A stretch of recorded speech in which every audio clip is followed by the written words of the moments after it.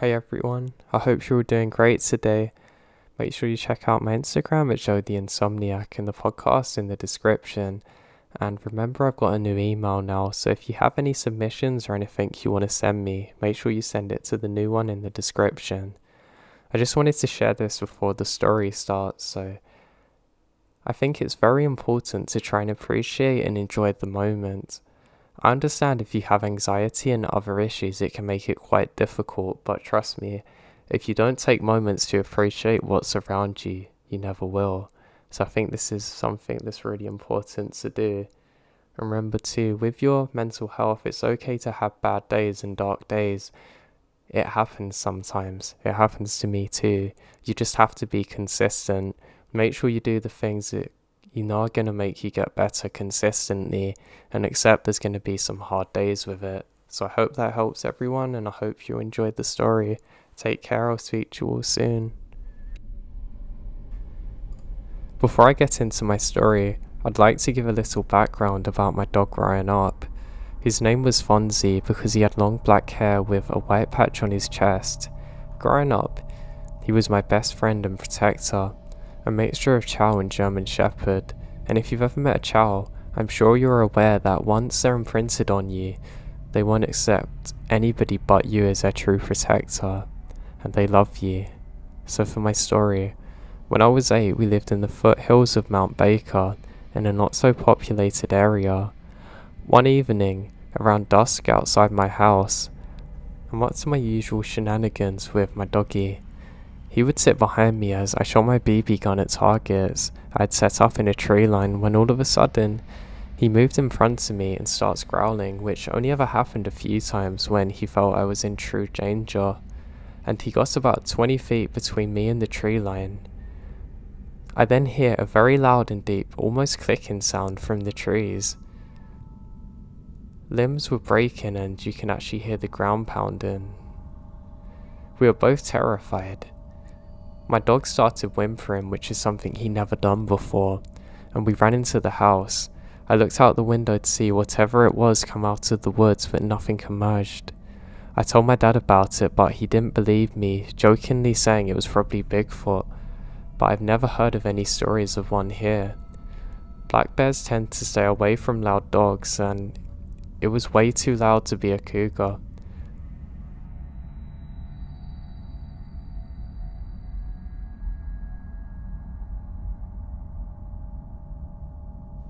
So this encounter happened many years ago when I was very young. It was 2001 or 2. I was 11 or 12 at the time. So my uncle was interested in purchasing some land near Red Oak, Oklahoma. I don't know exactly where, but it was several acres in a very remote area. My father, mother and myself decided to accompany him one Saturday to scope out the property. From our home, it was a little more than a 3-hour drive, but we all loved riding in the car, so while it was not going to be the most eventful road trip that we're going to go on, it was fine just to get out. Upon arrival, I remembered being very underwhelmed by the place. No houses anywhere nearby, and hardly even any signs of life apart from a few birds, and the wooded area wasn't exactly what I'd call picturesque. Still, we park our car off the road and go exploring the woods a little. My uncle was talking about buying this land for hunting, which isn't really my cup of tea, as we walk through the woods. Now it's a very nice day, but something feels off. Everyone in the group remarks about the strange feeling, but my dad and uncle laugh at us. My mum still has goosebumps and keeps looking over her shoulder, which actually puts me on edge too.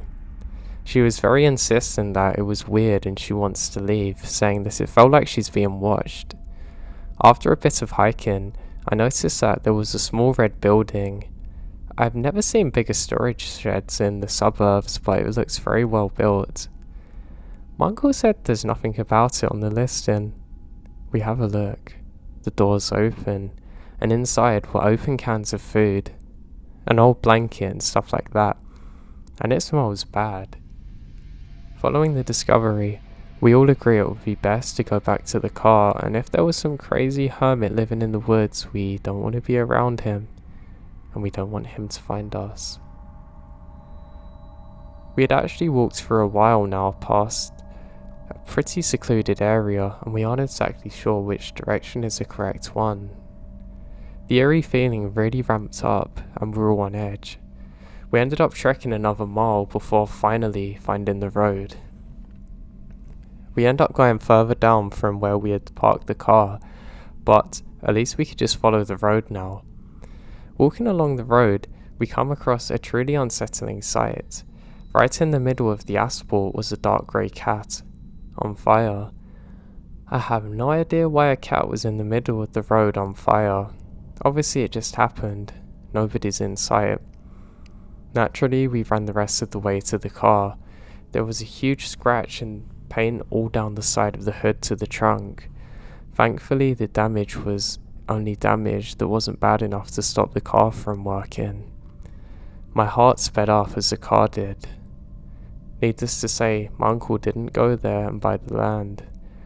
And I'll always remember this terrifying encounter, over time I pushed it to the back of my mind.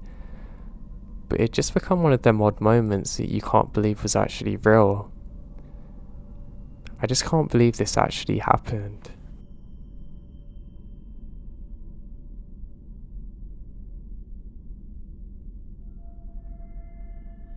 Love the chance to get out into national forests and parks. I really like jogging.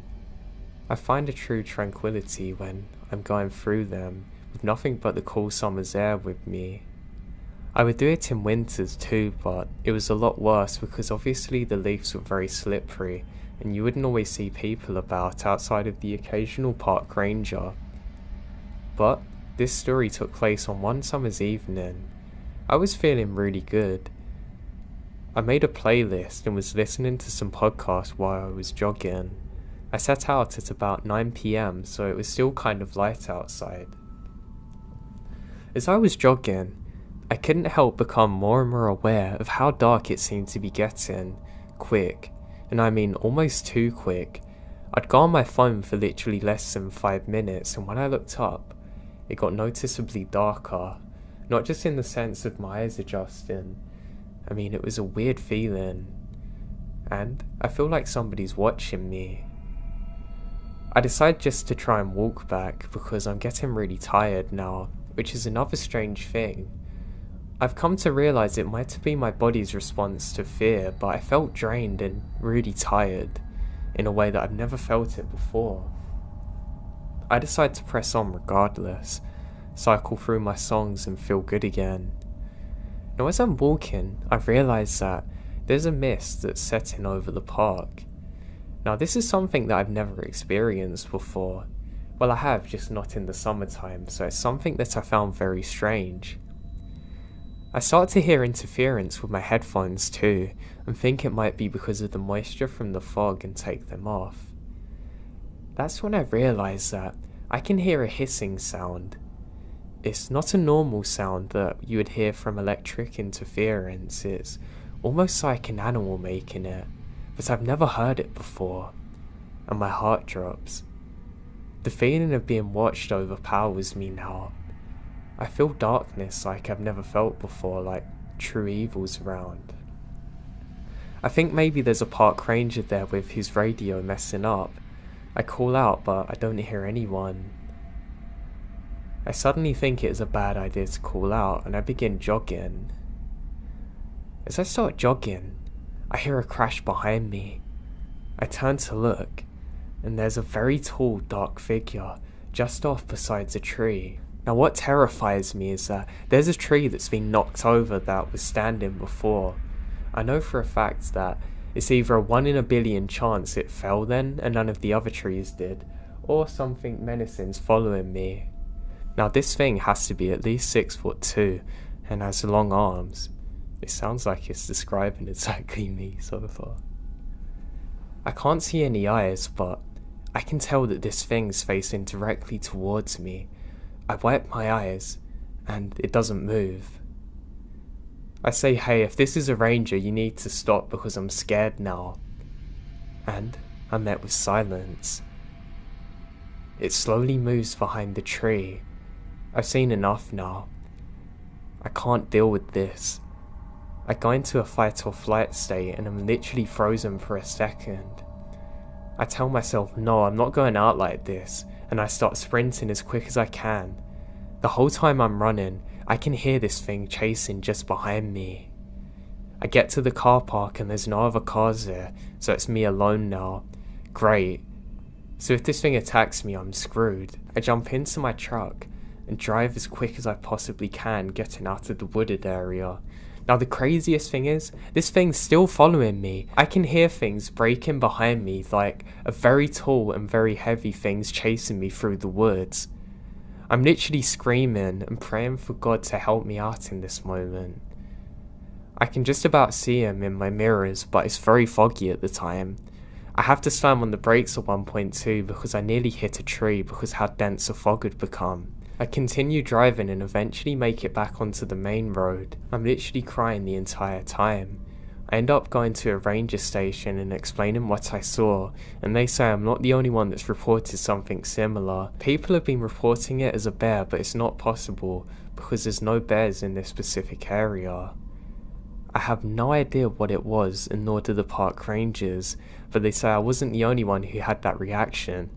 And there was a strange smell that accompanied that thing. I didn't get that close to find out, but everyone described it exactly the same as me.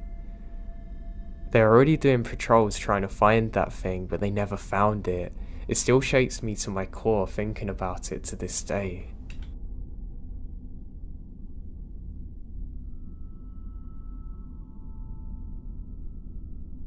So this didn't happen to me, but I live in the area where it took place. My friend and I were discussing the scariest things that we've seen in the woods, and he told me a story that happened to his friend. So this guy was with 5 of his friends and was spending a few days in a cabin hunting and trapping. They were not drunk but had a few beers to unwind one night, so one of them goes out to the outhouse to use the bathroom. He can hear some faint beating sounds in the distance like a low drum. So he finishes in the outhouse and goes into the cabin to tell his friends to come and check out the sound.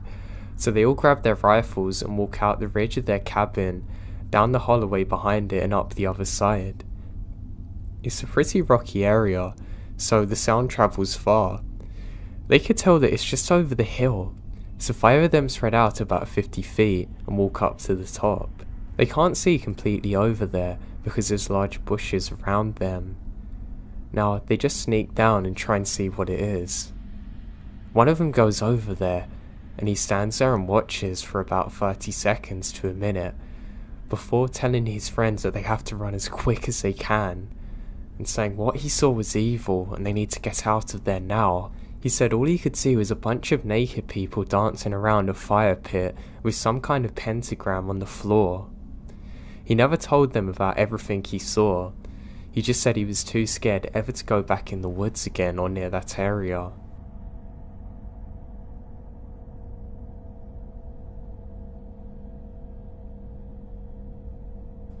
I was born and raised in Charlotte, NC, and still live on the east side.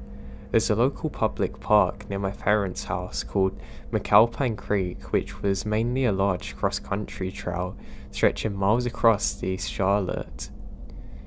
The park is enveloped by hundreds of acres of dense forest and underdeveloped land that is discreetly placed amidst busy streets and highways. You almost don't realise it because of the stretches of infrastructure around it. There's a myth and folklore tale about a devil church or satanic ritual area deep within that park. There's a few videos of people trying to find it. Now in my senior year of high school, after searching around the internet, I heard about where this is supposed to be and decided I want to find it. So my girlfriend and I at the time decided to try and find it on the road that leads into the church. We end up driving down miles of winding roads behind a Carmax that borders the dense woods of the park where a small neighbourhood of sorts is. I think I gotten the 2 street names wrong, but they're very close to the spot. Now cautiously driving down these quiet and dark roads, we found a seemingly abandoned dirt track offshooting from the paved road. Keep in mind that there's almost no streetlights anywhere. We're driving about another 2 or 3 minutes, and there had been a pickup truck behind us for maybe 50 feet or so. Upon seeing the dirt track and everything else around, our interest had peaked. We stopped the car to discuss what we want to do. We began to slowly pull onto the dirt track simultaneously. The pickup truck ahead abruptly stops and stays in place.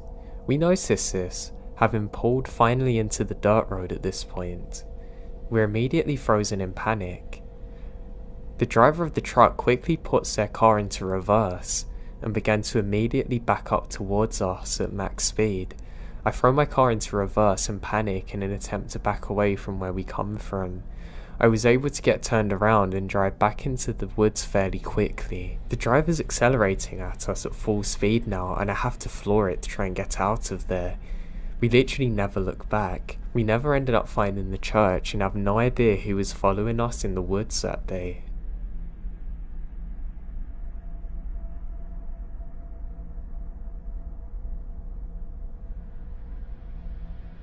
I'm not sure if this is the right place for this, but when I went to high school in a small Minnesota town, mostly farmland intersected by wooded areas, and of course dozens of small lakes. One side of my neighborhood was bordered by a relatively large marshland that you could access by a slope that wound down a trail. This trail curves through the marsh into a big patch of woods, about 3/4 of a mile away. In the fall or spring, after heavy rain, a fog would often settle over the marshes, as it was much lower than the surrounding area. It really looks like something out of a Stephen King novel. After one of these rains, my brother and I, he's probably about 13 and I was 16 at the time, decided it's a great idea to explore the woods in the fog. Although the sun was setting fast, we knew that we could make it into the woods in about 10 minutes if we left immediately. We grabbed a couple of flashlights, knowing that it would get dark by the time we got home, and we head for the trail. Once we're in the trail and moving, it hit us just how thick the fog is. We'd only been walking for about a minute or two, but we have absolutely no visibility behind us, and 5 to 10 feet max in front of us. So we continue walking for a few more minutes, now we come up to a curve in the trail. This curve signaled that we're only about 100 yards from the entrance of the woods. At this point, there's a small lake on the left side of the trail and some marshland further to the right. Now we began walking past the lake when we hear a splash. Definitely much bigger than a fish jumping, almost like a person done it. It's a really strange sound. Now we couldn't have been up there for more than 15 seconds when we heard cracking and shuffling in the brush up ahead to our left. We stopped dead in our tracks and waited. At the end of our eyesight, which could only have been about 10 feet, a figure steps out from the brush bordering the fog. Now, it's so thick that we can't make out details, but he must have been about 6'4" and very broad-shouldered. As this figure made its way into the middle of the trail, my brother gasped and stopped. Its head shot over and looks right at us. It felt like it must have been an eternity, but it couldn't have been more than a few seconds. I felt true terror in that moment that I've never felt before. I began to take a small step backwards, and suddenly, the figure took over into the marshland running again. There were no houses or buildings or anything for miles in the direction that we ran. We kept on sprinting until we got back home, and we never went back to that area again.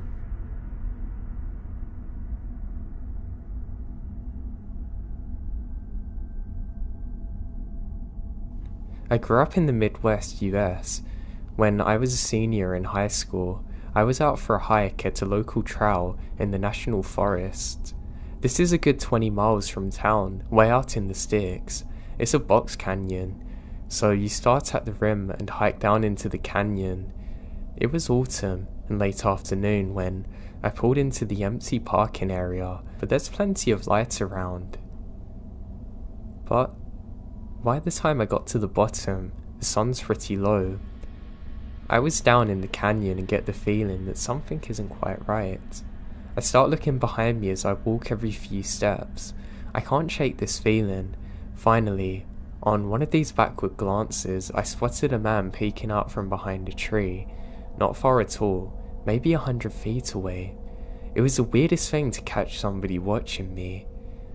He knew I'd seen him and stepped out saying, "I'm not looking to scare you." He's a big adult male, very old looking, and I'm a scrawny 16-year-old kid, and we're on a trail in the public park. There's no reason to hide like that. He seems alarmed that I've even seen him. The only reason he was out there is if he's weird. I mumble something about getting back to my car, and this horrifying grin comes across his face. He's just standing there staring at me. I'm running for a long time and I can still tell that he's watching me. And when I get back to the parking area, there's no cars other than mine, which added to the weirdness. I realised later that he must have been out there for some time because of the state of his clothes.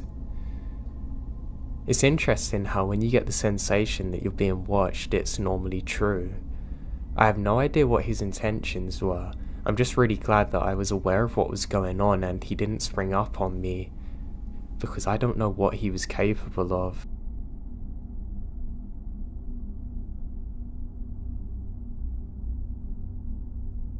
I went to a summer camp in a rural part of New Jersey back in the mid-1990s.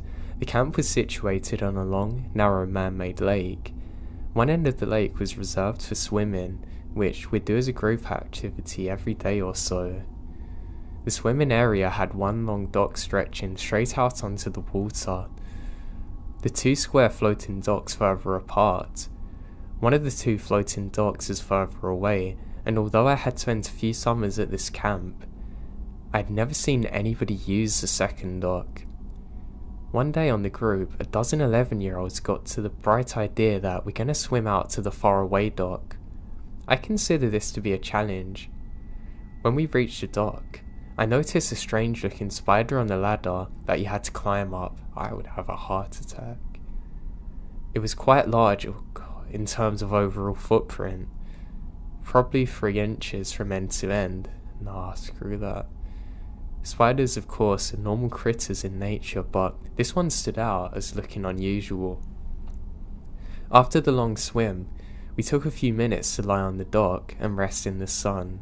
No way did they just go over that spider like that. It was relaxing and we were all having a good time. We started really messing around and decided to play around for a bit. We're playing a regular game where we shuffle towards one corner of the dock, making it sink. Oh god. As the corner of the dock starts to sink and fill with water, suddenly hundreds of giant spiders come, frantically crawling out from between the boards, swarming over around the feet of those who are still standing on the dry ground. This dock was theirs apparently. We all began to scream immediately and jump up trying to get away, but the spiders are in the water too. I vividly remember the feeling of them clinging to my wet hair as I began hopelessly trying to get them off. Adrenaline kicks in and we swim to the other side that's spider free. But this is a childhood trauma that lingers with me. I had not really been afraid of spiders before, but this is a turning point. The thought of us lying on the dock in the sun, unaware to how many of them were there, creeps me out to this day. That is literally hell on earth.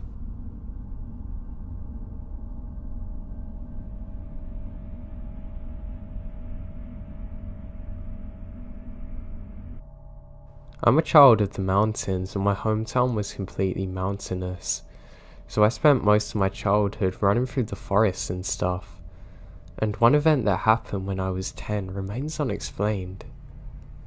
I was on top of the ridge several hundreds of feet above my house when I started hearing my biological father yelling.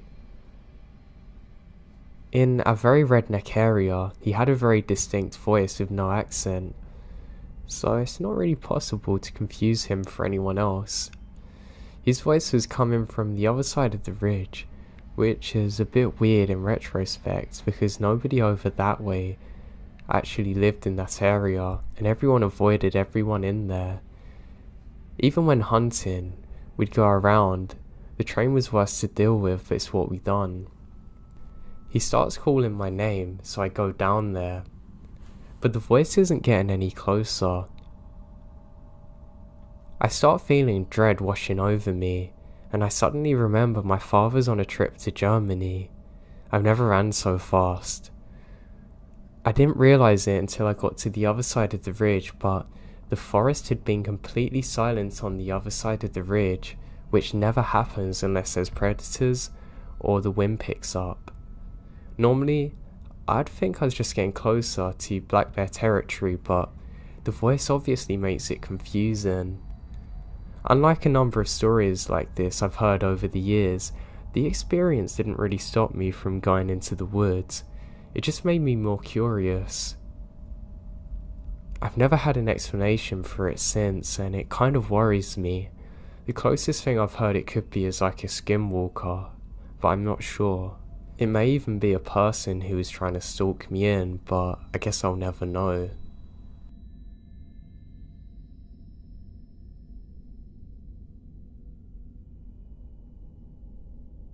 Hey everyone. About 2 weeks ago, I had a really scary experience and my husband didn't believe me, but last night, he had a very similar experience and now we're both wondering what we could have possibly seen. So our puppy was barking to go outside and use the bathroom. It's about 4 or 5 AM. I took him out and stood on the steps of our deck because I didn't want to get my feet wet. My dog was using the bathroom when I looked up and I see something across the yard. It was slowly walking towards me, one step at a time. Its eyes were super reflective. I thought it was a deer, but its eyes were so tall and staring at me, and it wasn't running away. I hurried the dog up and we ran inside. I have reoccurring night terrors, so at first, my husband thinks it's just that, but I was crying and shaking and could barely be spoken to. He tells me it's probably a deer, but I wasn't convinced, and I refused to take the dog out after midnight again. As for my husband's experience, it was early in the morning, about 5 AM. The dog was barking and he took him outside. Once again, my husband stood on the deck outside. He didn't have his glasses, but when he looks up, he saw something tall standing in the forest near our backyard. He said he saw it walking slowly, almost gliding. He said that the moment he made eye contact, his nose was bleeding. My husband is typically not prone to them either. He said he wanted to get a closer look but felt the need to go inside, almost like an instinct. My husband's a zookeeper. He's not really afraid of animals and can recognize many of them. I still have no idea what this is. We live in Eastern PA.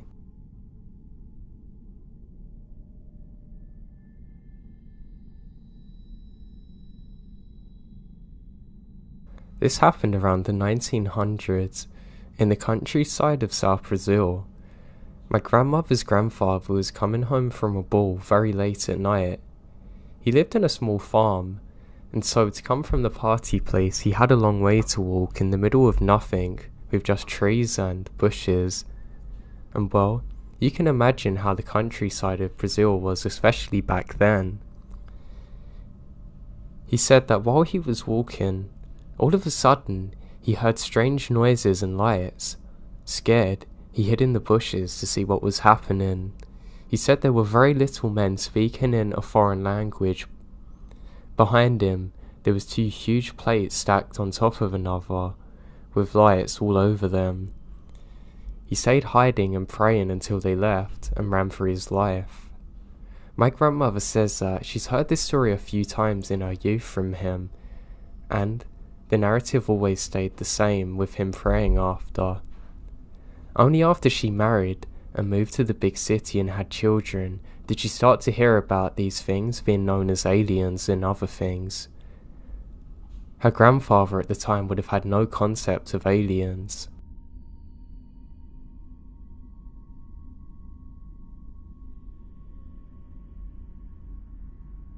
After a heavy night of drinking and camping, we woke up and nobody wanted to make breakfast, so we decide to drive into town and find a diner.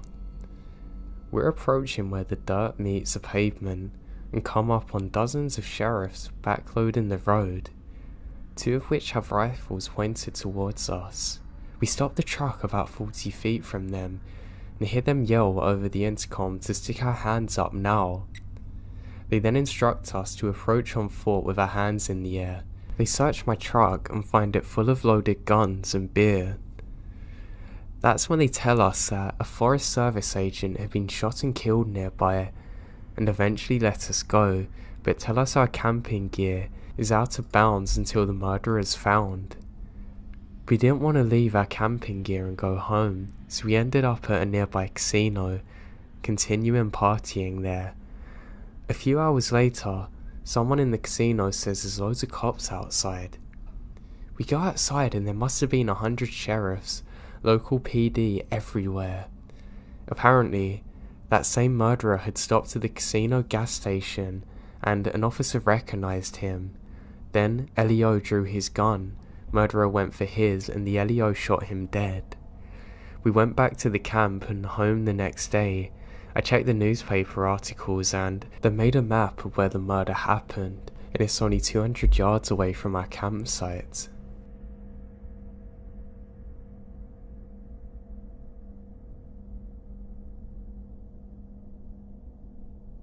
I have a friend who's a trail ranger. He's basically a ranger who can't get you in trouble. He told me about this time he was gathering illegally placed wildlife cameras and knocking them down and whatnot. The other ranger wasn't feeling well, so he said he was going to head back, but it's a 1-hour ATV ride. My friend finished up the last one when he hears voices. He kept in mind that he's far off the beaten path. He calls out and no one replies. As it was getting dark, he starts to head back and found his ATV won't start. He then realizes that the batteries are not connected. He reconnects it and started to drive but isn't going fast. Less than half a mile later, the whole thing died. He radioed back saying, "Hey guys, someone pick me up." They said they would do it but are gonna take an hour. He said, "Can the other guy come back?" and he said no. So he settled down, made a small fire, but heard voices again. It's dark and he's angry. The voices sound like an argument now. Someone was angry, yelling at someone else who sounded scared. He called out and said, "Does anyone need help?" The voices don't care. He thinks they're less than 1,000 feet away. He radioed again, and they said they're having trouble finding what path he'd be on, and haven't left yet. He said to them just to get another ranger there. About 3 minutes go by, and the voices start again. He decides to walk there, hoping maybe there's some drunk people that have a map. He walks in their direction, but the voices seem to be getting further away as he got closer. Finally, 20 minutes later, he gave up and walks back. He got a radio call, and they said the other guy was passed out, covered in vomit, and was taken to hospital. They don't know exactly where I come from still because he crossed off everywhere that he went. Then the radio died, and the voices came back. Bored out of his mind, he decides to listen to what they're arguing about, and picks up on things like, "Well, it wasn't yours to take, and I knew you were gonna do this, you idiot, and I don't care." His guess is that 2 hunters are arguing over a kill. Then he heard something intelligible. Then silence. Bang. A gunshot. He doused his fire and hid. After that he heard nothing. Just his breathing for the next half hour until he saw ATV lights. He told the guy picking him up everything and they called back. They had people looking for 3 hours but found nothing. They came back the next day with police and dogs. After about an hour, a shallow grave was found and a man who'd been shot in the head was also found. Thing was, it was a skeleton who had been there for years, so either the argument he heard was somehow from the past, or someone else got murdered recently when he was there.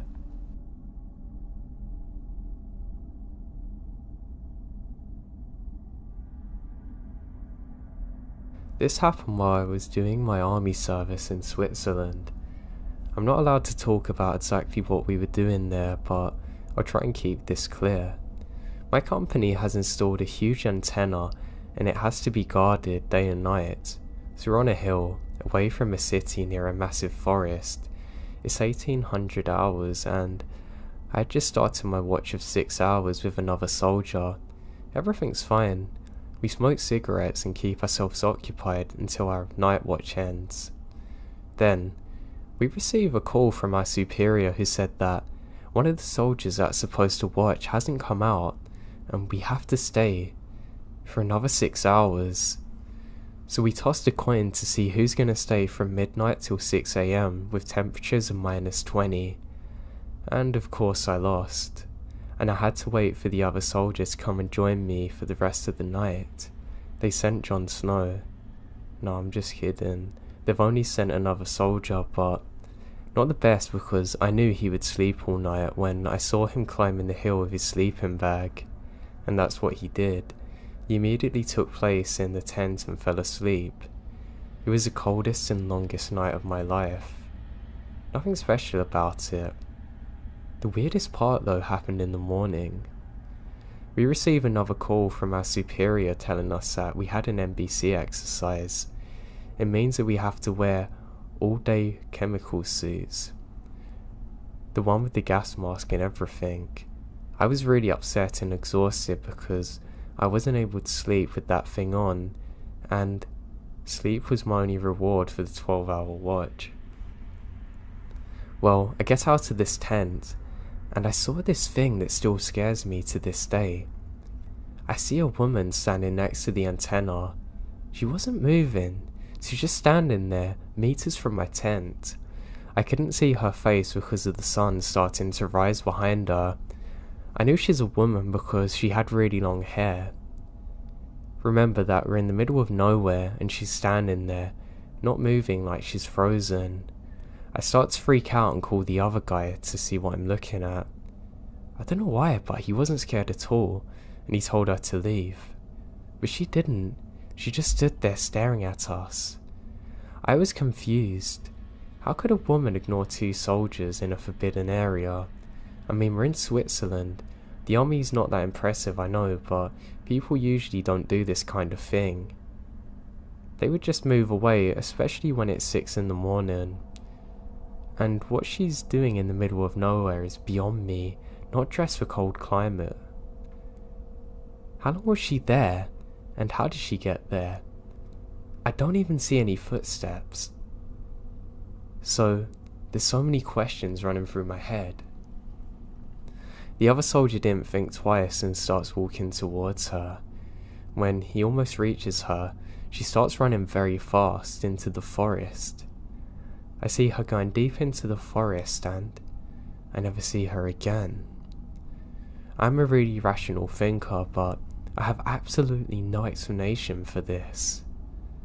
Thank God there was someone there with me because nobody would have believed me if it was just me there at that time.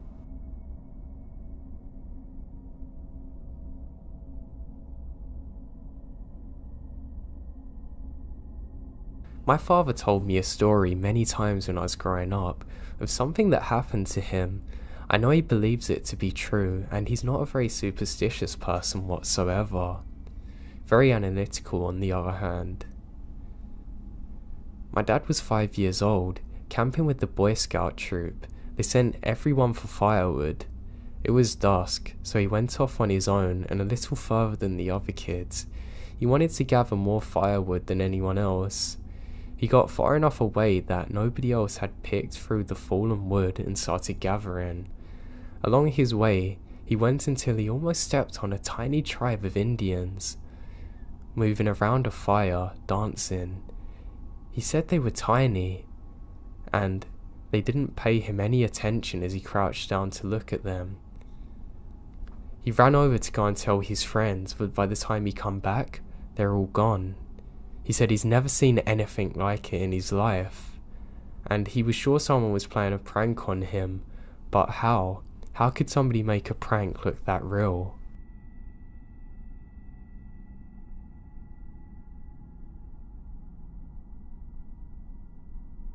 I live near a very large, very popular national park.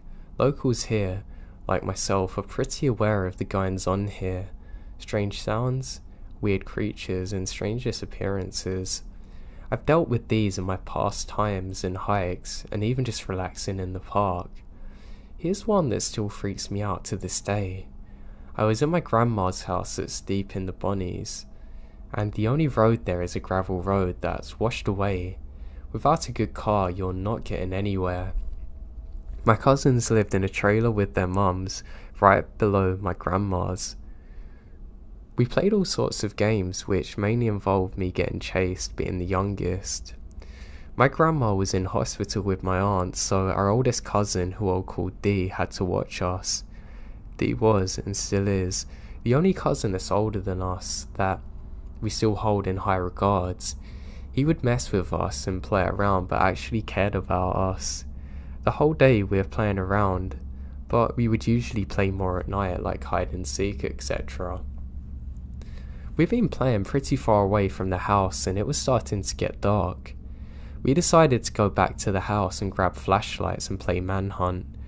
Of course, I was the one being hunted.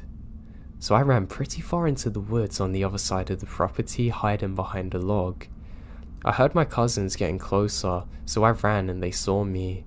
We ended up running to the very back of the property line, and we saw my cousin D.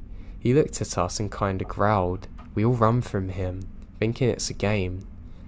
We ran back to the gravel road when we saw him walk out of the tree line, but he did in a weird way, gloatingly in fact. We ran into the house and decided to barricade the door to play a prank on him. We moved a couple of things in front of the door, but decided to move the big coffee table in front of it too. As we loudly scooted the table, they come into the living room from the bedroom. We had obviously woke him up, and we said we saw him chasing us, and he got wide-eyed. He said stay in the bedroom. We sat in the bedroom for about 20 minutes, and he come in and told us not to worry, that he's just scaring us. It wasn't until 4 years later, when I was 13, he told me the truth. He's pretty certain that it was a skinwalker. He told me he's dealt with it before and was terrified it hunted us, and he was too scared to tell me at the time because I'd get worried.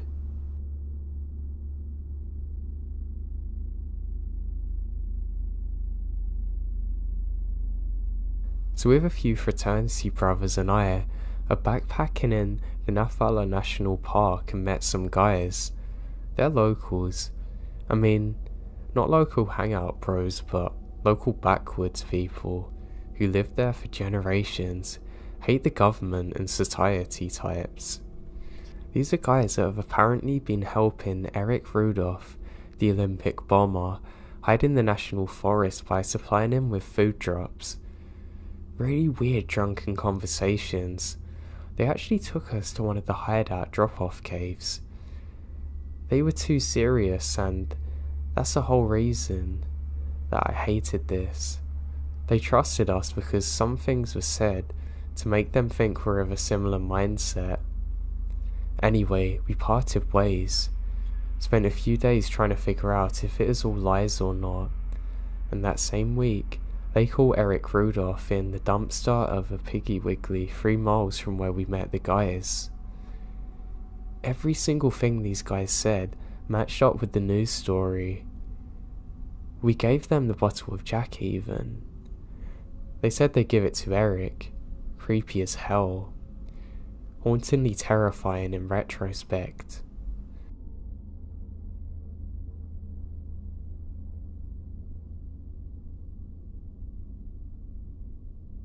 So when I was about 5 years old, I was at my sister's graduation party. My father had rented out a pavilion at a heavy wooded area of Country Park. I ended up following some kids throughout the forest, and after a while, I realised I wandered too far from the pavilion and started heading back. I remember not being able to find my way back and ended up being lost for around an hour. As I was walking, a man dressed in white from head to toe appeared to me. He said his name was John. I explained to him that I was lost and told him where my family was.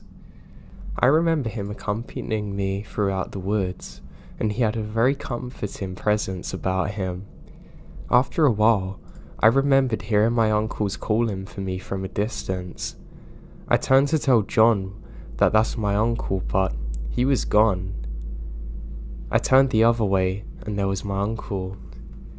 I'm 30 now, but can't help wonder exactly what John was and what the meaning of all of this was.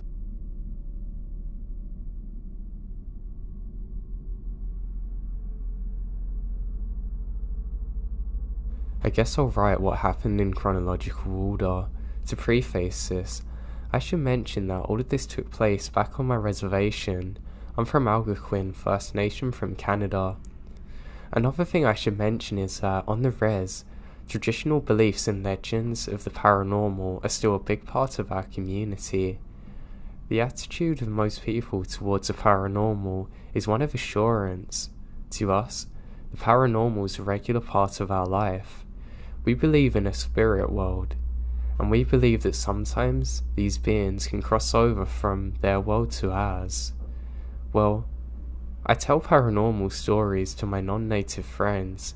They're always in disbelief of what I tell them, but they've had no paranormal experiences, unlike me having a bunch, and most everyone I know on the res has had one. I don't really care to explain it, but it is what it is. Anyway, here's the story. This happened in the fall of 2011 when I was 16 years old. I was living in a nearby city with my mum, so I can get a better education than the one I can get at home. But we'd go back every single week to see my dad and little brother. One Friday, during the drive back home, I got a text from a friend of mine. She told me about a party that was happening that night, and she said to me, when am I going to be home so they can pick me up? I gave her a time, and that was that. When we got home, as soon as we stepped inside the house, I see my dad and cousins sitting at the kitchen table drinking. They're both cops on the res, so usually beers with his partner on a Friday evening happens. Means that they had a particularly tough week at work though. Typically, the toughest cases they deal with are ones around children. So a part of me felt sad immediately that something bad's happened. They both look tired and drained, but they're happy to see us. We say our greetings, catch up a little, and my dad asked me if I have any plans. I tell him about the party and where it'll be, and he and our cousin share a weird look. Why are you guys making that face? Did something happen? I say. I don't know, should we tell her? My cousin said, looking at my dad. He laughed and said, yeah, we probably should, because I'm gonna have to be going to a cottage pretty deep in the woods later that evening. They start off by saying the first strange call they get is on a Monday night. There's an elderly woman saying that there's people outside of her home knocking on all of her windows. She can't see anyone, but there must have been at least 3 people, judging by all the different locations of the knocking. They arrive at the woman's home, inspect all around the house, even the woods, but find nothing. They tell her that it's probably some teenagers playing tricks on her, but sadly there's nothing they can do really, besides patrol the area in case they come back. On Wednesday night, the same woman called again with the same problem. It had been raining that day too, and there was mud everywhere, so they figure at least they're gonna know where they went. But they don't find a thing. This is when they start feeling like something is off, because one of the windows where the woman was, she's adamant that there was someone there, but it's completely impossible to get there without going through a huge puddle. This is when they start to think she's lying, but they just told her the same thing they told her friend a few nights prior. By Thursday night, everyone on the res had been talking about these strange experiences. It turns out that she wasn't the only one experiencing it. She was just the one to call. I mean, all of this is taking place on a res. So it wasn't long before people were linking it to the supernatural. My dad still wasn't sure if it's just a group of teens playing a prank on people, but they get another call from the same woman for the same reason. They rush over there, but are met with the same situation, except this time, the neighbour walked over looking pale as a ghost. That's saying something for him. He says, "Is this about the knock-in?" They notice he's a little shaky. "Yeah." "Did you see something?" They ask him, and he nods and said, "You guys are gonna think I'm crazy, but yeah." And he goes on to explain what he saw. He said he stepped out for a cigarette on his front porch when he heard knocking. He looked around to see where it's coming from, and when he looked to his neighbour's house, he saw it. There's a black figure standing outside of the woman's window. The same one with the puddle, looking at her home. He said it looked humanoid in stature, but completely made out of a shadow. You could tell it was something solid-ish, but you cannot make out any features on it. He stared at it completely in shock, and watched that thing as it knocked a couple of times, then darted around the house knocking on every window, moving so quick it's like a blur, and it went around the house a few times. The man ran across the road into the tree line, behind one tree in particular. The man was frozen but couldn't look away. It then leaned out from behind the tree, staring directly at him with yellow eyes that reflected the light similar to a cat's, and then it smiled, showing its small but numerous pointed sharp teeth. "I almost had a heart attack," he said while it happened. Fast forward to Friday. Stories are being exchanged all over the res about sightings and experiences people are having. On top of that, multiple people are experiencing the knock-in. There's also quite a few sightings with everyone describing the creature in the same way. One woman was bringing her trash to the side of the road, and she thought she saw the woman somewhere in her peripheral vision standing near the trees. She walks back up the driveway and into her home, feeling as though she's being watched. Right before she's about to open her door to go back inside to her home, she looked back and saw two reflective yellow eyes staring at her from the trees, saying it's about 5 feet above the ground. Another couple was driving at night and said they saw a humanoid figure too. "You sure you still want to go to that party?" my dad asked. But my friends were already pulling into the driveway. I gave my family hugs and kisses goodbye, and they told me to be careful, but I felt fine. A common belief among native people is that negative energy attracts negative energy. Therefore, an evil spirit will draw to people with unresolved issues, traumas, and sinners, I suppose. If you're someone who's spiritual, self-aware, and basically a good person, you're pretty good. So I get to the party, and within 20 minutes, the conversation shifts towards the paranormal experiences everyone's having. I'm really curious about what everyone has to say, because they have stories that I haven't heard yet, but my friend, being 17 and all, couldn't hold her alcohol very well, and was crying about how she wishes she was closer with her brother. I'm trying to make her feel better while listening to everyone else's stories. One of the people from the party was related to the neighbour of the woman who was calling the police. The experience really shook him up, and my friend was just explaining everything that was going on. For one, he smudged his entire home, which is something people do for extra protection from the paranormal. He also went on multiple visits to the elders around the community asking for advice. What we do know about paranormal experiences on the res is that they don't happen as much as they used to. If you talk to one of our elders, they'll have endless stories and even more advice to give about how to protect yourself. One of the explanations that was given to us is that the shadow guy is evidence that someone was doing unauthorized shaky tent ceremony. If you don't know what that is, it's basically like an Ouija board session that takes place inside of a tent. People stand around the tent while the medicine man or medicine woman goes inside asking questions.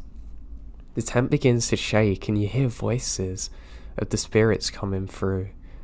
I've never personally been to one because we haven't had a good enough reason to make one, but typically our ancestors use shaken tent ceremonies when they're starving in the dead of winter and need some direction on where the nearest food is. My mum's been to one. Her story's crazy. She described hearing multiple men and women only speak in native tongue, and they're upset that people were doing a shaken tent ceremony when they're not on the verge of death. The people there had to explain that they're only doing the ceremony to prove that it was real, as we'd been losing our culture as a result of residential schools. But the spirits are angry, saying that the bridge between the two worlds should never be opened unless necessary, because you don't know who you're talking to. It could be evil spirits. You don't know. Anyway, the elders told him that this spirit crossed over into our world because of a shaken tent ceremony. Someone on the res has been doing them without consultation of the elders, so we start thinking about who would do that without the proper guidance, and so. Then, two of the drunkest dudes say, "Oh, I'm not scared. That thing can't do anything," basically egging it all on, and we're all looking at each other like, why would you disrespect an evil spirit? That's exactly how it's attracted to you. And that's when I decided to leave the sunroom where everyone's hanging out. I went to the living room to console my drunk crying friend when I noticed the rocking chair outside of the porch moving. I slowly moved away, refusing to make direct eye contact, but I do in my peripheral vision. Anyway, I'm inside the cottage and I keep seeing this rocking chair moving back and forth. But another thing we're raised to do in our culture is to ignore paranormal. Spirits feed on energy people give towards them, so if you freak out, if you get angry, if you start crying or yell at it, that's exactly what it wants. It thrives on energy of any kind. So while I knew something messed up was happening, I wasn't about to pay attention. 5 minutes now go by and I still see it out the corner of my eye.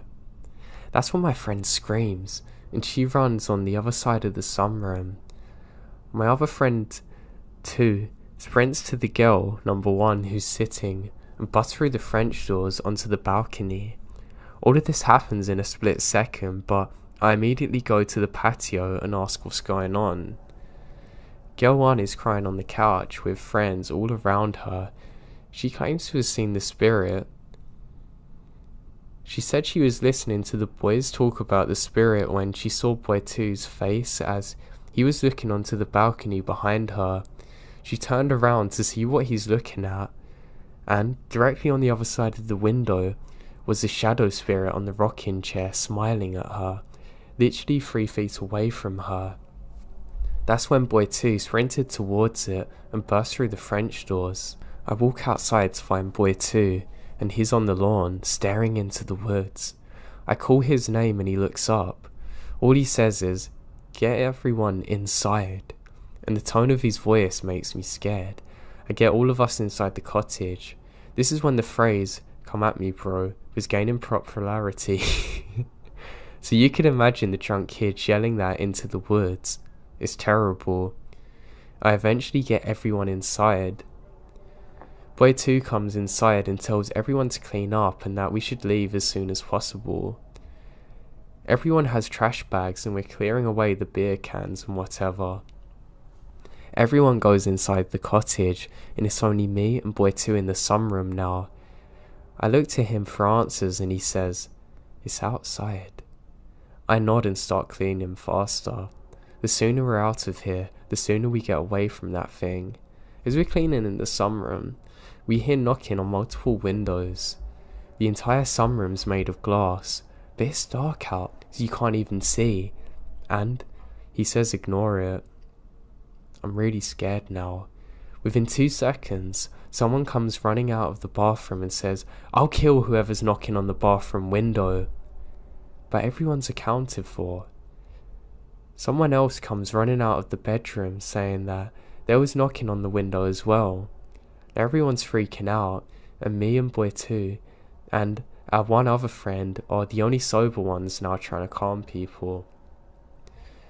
We get the place clean and get outside and to the cars immediately. Everyone's getting into the trucks and I'm standing there. The guy looks relaxed, then all of a sudden looks worried and shoves me inside his truck. We peel out of there quick. A few days later, I end up hanging out with boy 2 and he tells me the story from his perspective. He said that when the boys started talking about the spirit, it appeared on the rocking chair behind girl 1. He said he made eye contact with it but couldn't look away. They were staring at each other, and that's when girl 1 and boy 2's expression changed. He said it was instinct to defend the people he's with and ran towards it. He said that the feeling he was getting from the Kokji was almost like daring him to do something.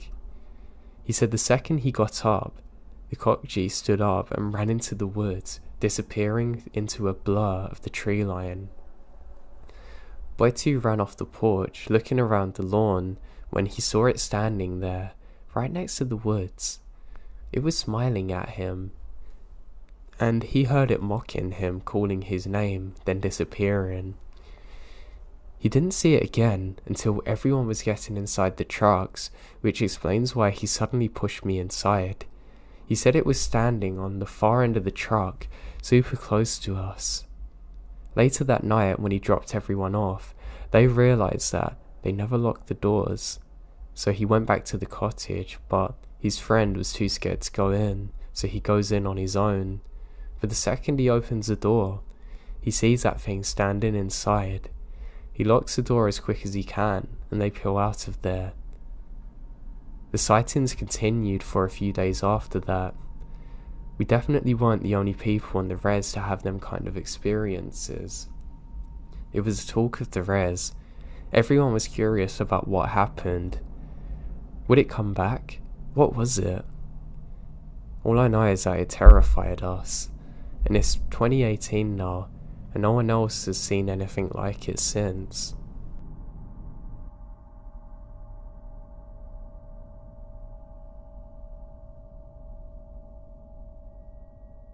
This happened to my mum, sister and me many years ago.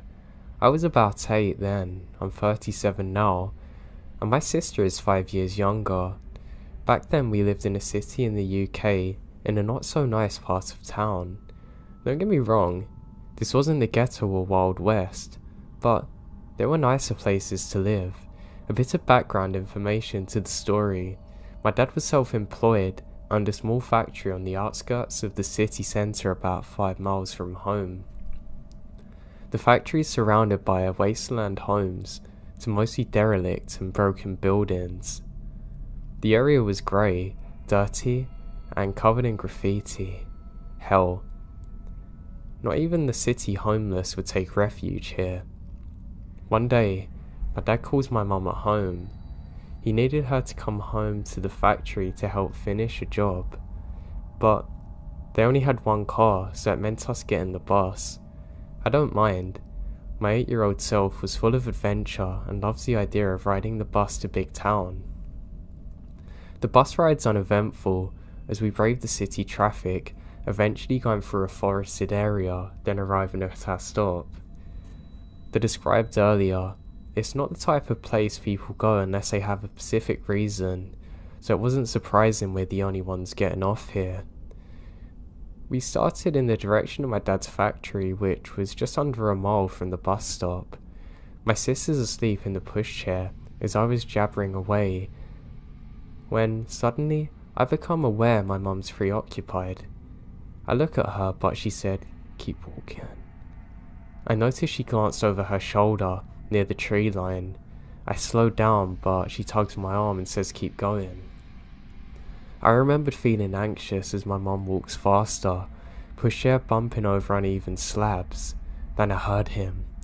First the footsteps, clumsy and heavy, then his raspy voice.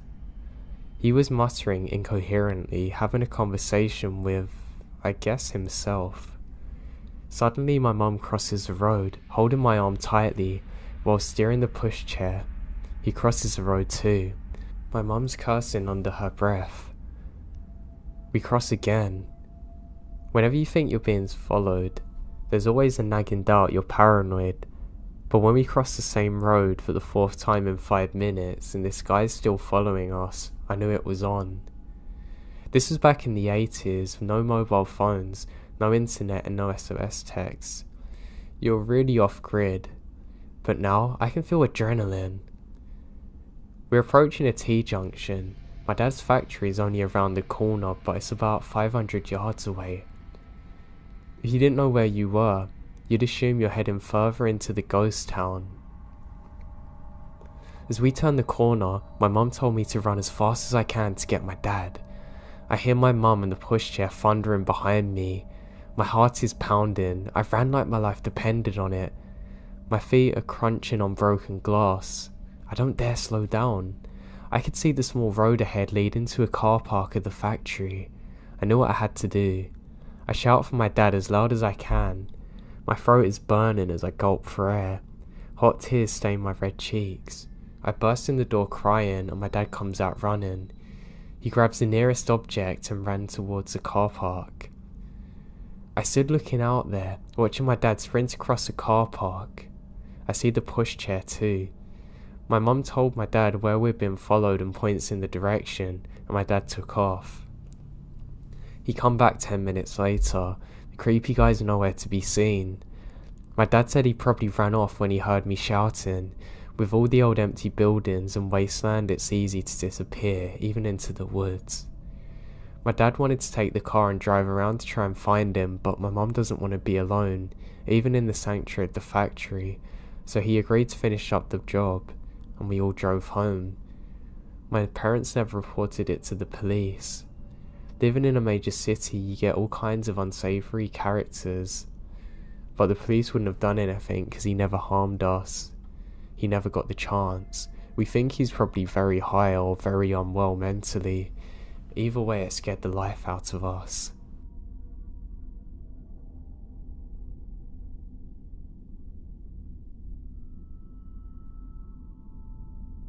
My father sadly died and I needed to clear my head, so went on a solo trip to a cabin in Oregon with my dog. Now I had a couple of weird things happen. My Pop-Tart incident still trips me out, but I think I can write that one off as maybe someone messing with me. But here's my story. I'll be the first to say that all of this could have happened in my head, like with anything. The mind's a freaky place and can play tricks on you. Now whenever I was scared as a kid, my dad always told me that in life, you shouldn't be scared of ghosts. Fear the living, they'll hurt you. In my late teenage years, I come into some money after my father committed suicide and I received an inheritance from him. Near the time of my dad's passing, he and my mum owned a cabin in Oregon. The cabin had been put up for sale by my mum, who could no longer afford the payments or renting it out. The cabin was set to go on the market for sale in less than a month and was in the process of finalising a paperwork with the realtor and lawyer. So for that month's time, the cabin was not going to be rented out any longer and was going to be vacant. I saw this as a chance to get away for a while and clear my head in light of all things that were going on. I quit work, packed up snowboarding gear, grabbed my dog, and headed up in my dad's car that he had wheeled to me to the cabin. Now, this was our family cabin that my parents rented out throughout the year when they're not using it. I had keys to the cabin and also had the code to the alarms, so I didn't feel the need to stop at the rental management company and advise them of my stay. That has nothing to do with my story, but I felt the need to mention it anyway. The first few days of the cabin are normal, and nothing seems unusual. I spent my days playing with my dog in the snow, snowboarding, and in the evenings I played PlayStation or listened to music, drinking and smoking on the balcony. I already stocked up on food, cigarettes and liquor, so I was pretty much shut inside apart from the occasional venture out to the shops or the slopes. With my dog as company and my DVDs and PlayStation as entertainment, I was content and started to feel relaxed after all the drama that preceded my outing. The cabin itself was 2 stories. Bottom store had the living room and a side guest bedroom, along with the small kitchen. Upstairs had another 2 rooms, along with a walkout balcony attached to the master bedroom. Most of my time was spent either in the living room, kitchen or master bedroom. I never ventured into the other rooms and always kept the doors leading into them shut. Open doors to darkness scares me. Anyhow, the 3rd day came around. I was going through my usual routine of playing with my dog, playing games, etc. It was pretty heavy snowfall out, and I didn't feel like trekking down the hill to the main road in my car and decided to stay in. That's when things started getting a bit weird. In our area, there's only 2 other cabins adjacent to ours, maybe a block away from one another. All other cabins aside from these 2 are a mile away from ours, surrounding us with mostly forestry and very tall pine trees. Both these cabins are empty from the past couple of days from what I knew, and no one's currently there. Now, that's some background and I'll jump to the weirdness. Around midday, while outside with my dog, I noticed what appears to be footprints in the snow around the area surrounding our cabin. It was still snowing, so the footprints looked semi-fresh, like someone's been there in the last half hour before me. I thought that maybe someone was staying in the cabin near me that I haven't noticed. Maybe they were shut-ins like me. Well, alright, whatever. The prints lead away from the cabin, but disappear in the snow towards the tree line. Disregarding the footprints, I went back inside. Nighttime came around and I decided to head to bed. My dog Midnight was laying on the bed with me when I noticed his ears perk up. This was followed by him quickly jumping off the bed, running downstairs to the living room. I lay in bed and stay silent. I can hear him moving around downstairs, back and forth. After around 5 minutes, he ran back upstairs to me, starts doing his doggy dance, as a sign that he needs to pee or wants to go outside for something. Oh, well fine. I can't say no to him, so we both went downstairs to the outside driveway for him. He didn't want to pee though. As soon as he gets outside, he started to pull on his leash, trying to drag me to where he wanted to go. He kept looking into the dense part of the trees where the prints had been earlier, but he also kept sniffing the side of the house and looking up towards the roof.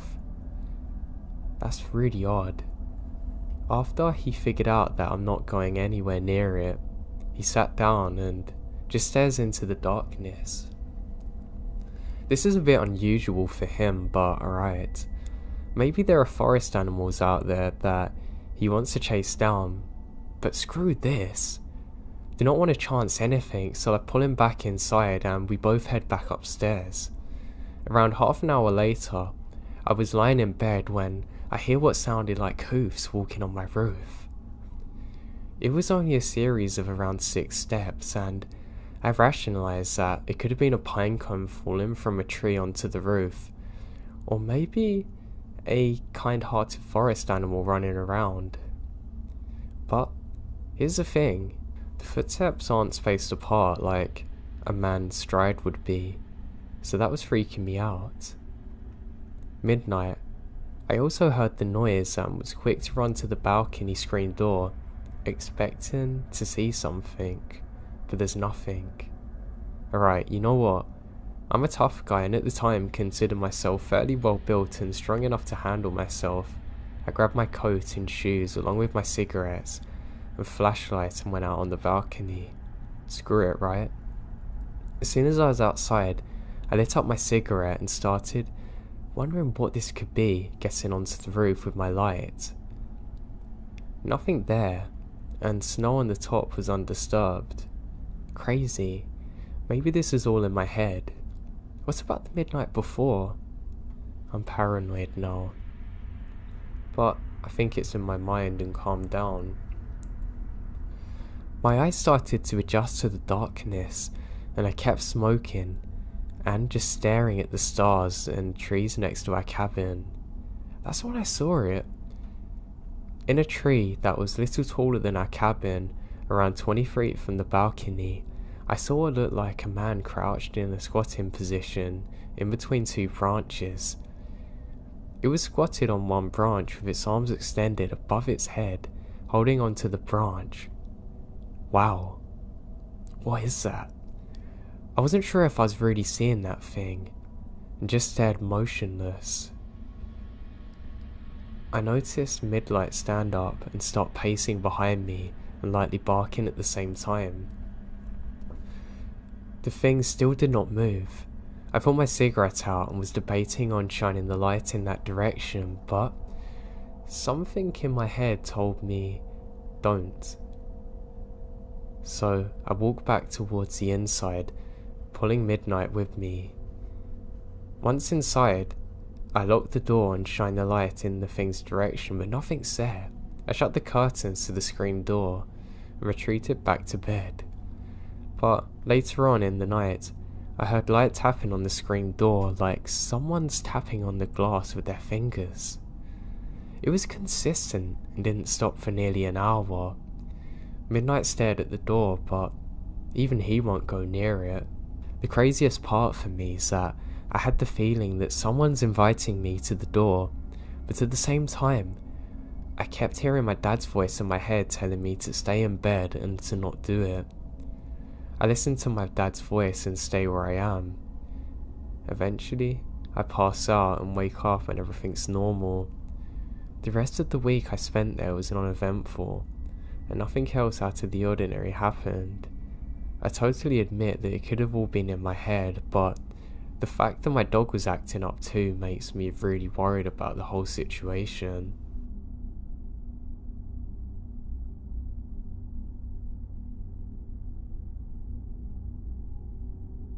A bit of preface here. I was around 10 or 11 when this happened. Old enough to stay home alone, but not old enough to recognise some red flags. I attended camp over the summer, the typical 8 to 3 route.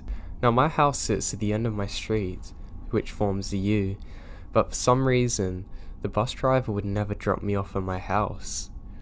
I would always get dropped off at the end of my street, where I would toddle myself all the way back. Both my parents work late hours, sometimes not getting back until 8 PM, and it would be very expensive to hire a babysitter for 5 hours a day, 5 days a week. So, starting 6th grade, when the bus dropped me off at home, I'd be by myself. I'd do the usual middle school routine, play games online and watch TV. Occasionally, my neighbour's cat would come into my backyard and I'd feed her or play with her. The only computer in the house was my dad's workroom one, which has a window overlooking a deck, and the window overlooking the side of the house. We have large bay windows in the living room, dining room, and kitchen of my home, and since we sit on a hill, you can pretty much see the entire backyard from a nice vantage point. So most days when I got home, I toss off my backpack and go right to that room, and you could see me walk from my front door and pop up by the computer from outside. Unfortunately, this would lead to something that I had forgotten about until now. When I got off the bus, I did as expected, go into my dad's workroom, play computer games. About 30 minutes into this, I hear a faint meowing coming from outside the window. I pause and look outside, thinking my neighbour's cat has wandered over, but when I get there I see nothing. I just sat back down and resumed playing, only to hear the meowing again. It was quiet but noticeable, and so I checked out the other window. Nothing. This routine happened for a good 10 minutes and eventually I get frustrated and go into the living room to watch TV. Not even 2 minutes later, meowing from the window I was sitting at happens again. Now I'm confused and a little creeped out, so I shut the blinds and keep trying to watch TV. The meows still go on, but only when they come from right behind me did I jump up and get scared and ready to leave. I went into my bedroom where the blinds were still down but cracked for sunlight. I tried to read a book, only to hear a meow come from outside my bedroom window now. This is enough to make me call my dad, concerned that maybe the cat was hurt, but I couldn't see it to be sure. He said he would have the neighbour come and check it out. 10 minutes go by. I get a call from my dad saying he's coming home from work. Nothing urgent about it, just that his job got cancelled and he's home early. I don't think anything of it.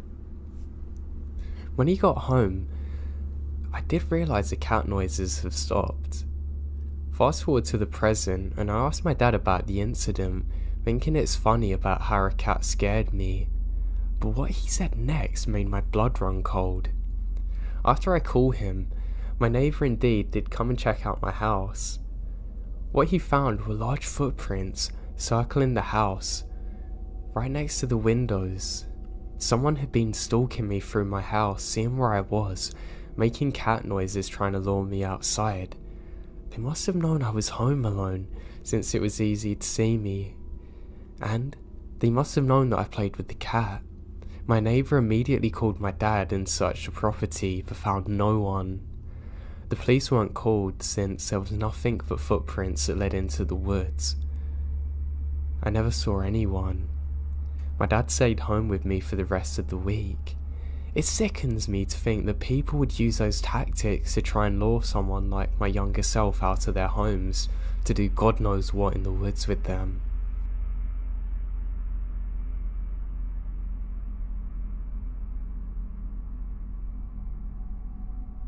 I was driving to work. It's about a 5-hour drive. It was already dark, and about 3 hours of driving in, I start getting really tired. I bought myself a coffee and some snacks at a gas station and continue on, but snacks and coffee can only keep you awake for a certain amount of time, and I feel really dozy. This part of the road is nothing but thick pine wood around me. There's no other cars on the road or anything.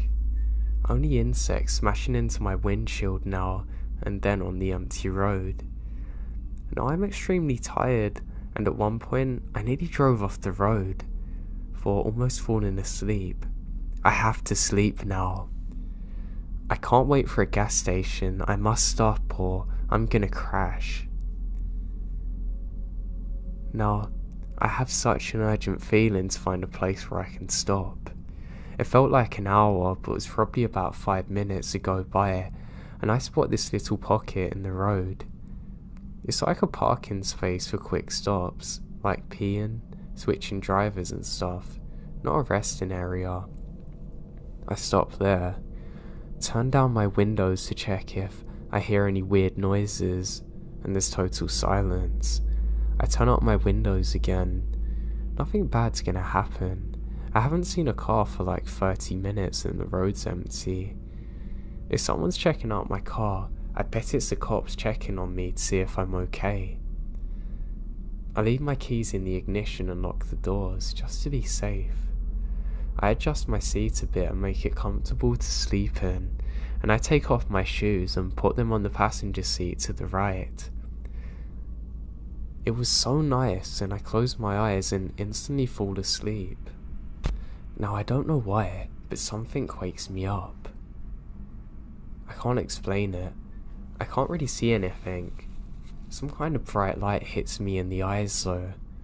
First I think it's a flashlight, but now I realise that it's the high beams of a car in my rear view blinding me. I look to my left and I see a dude walking up beside my car. Maybe he wants help with something. Should I make it clear to him that I'm here? He's right beside my left back door. Should I step out and ask what he's doing? I didn't have to.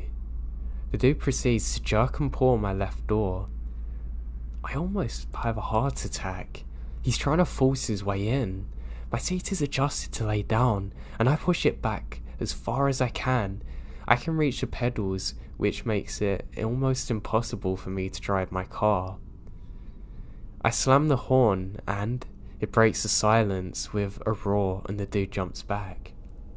That gives me like 2 seconds to push my seat and reach the pedals, but it's still out of adjusting, and I'm pulling myself really hard towards the steering wheel. Because my seat is lying flat, it's not supporting my back and it kind of hurts. Anyway, I start my car and drive, kinda, with a cloud of smoke. It's hard driving a car with nothing holding you up properly, but I manage. As soon as I look in my rear view, he stands up looking at me.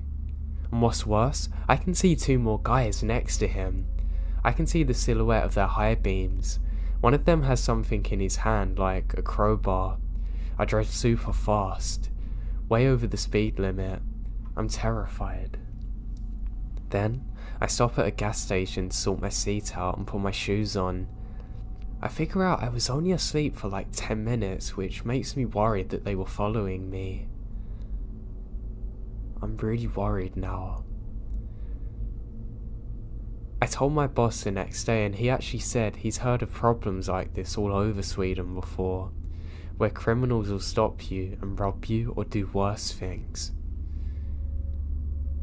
I've never had anything like it in my life and it makes me terrified to stop when I'm driving again.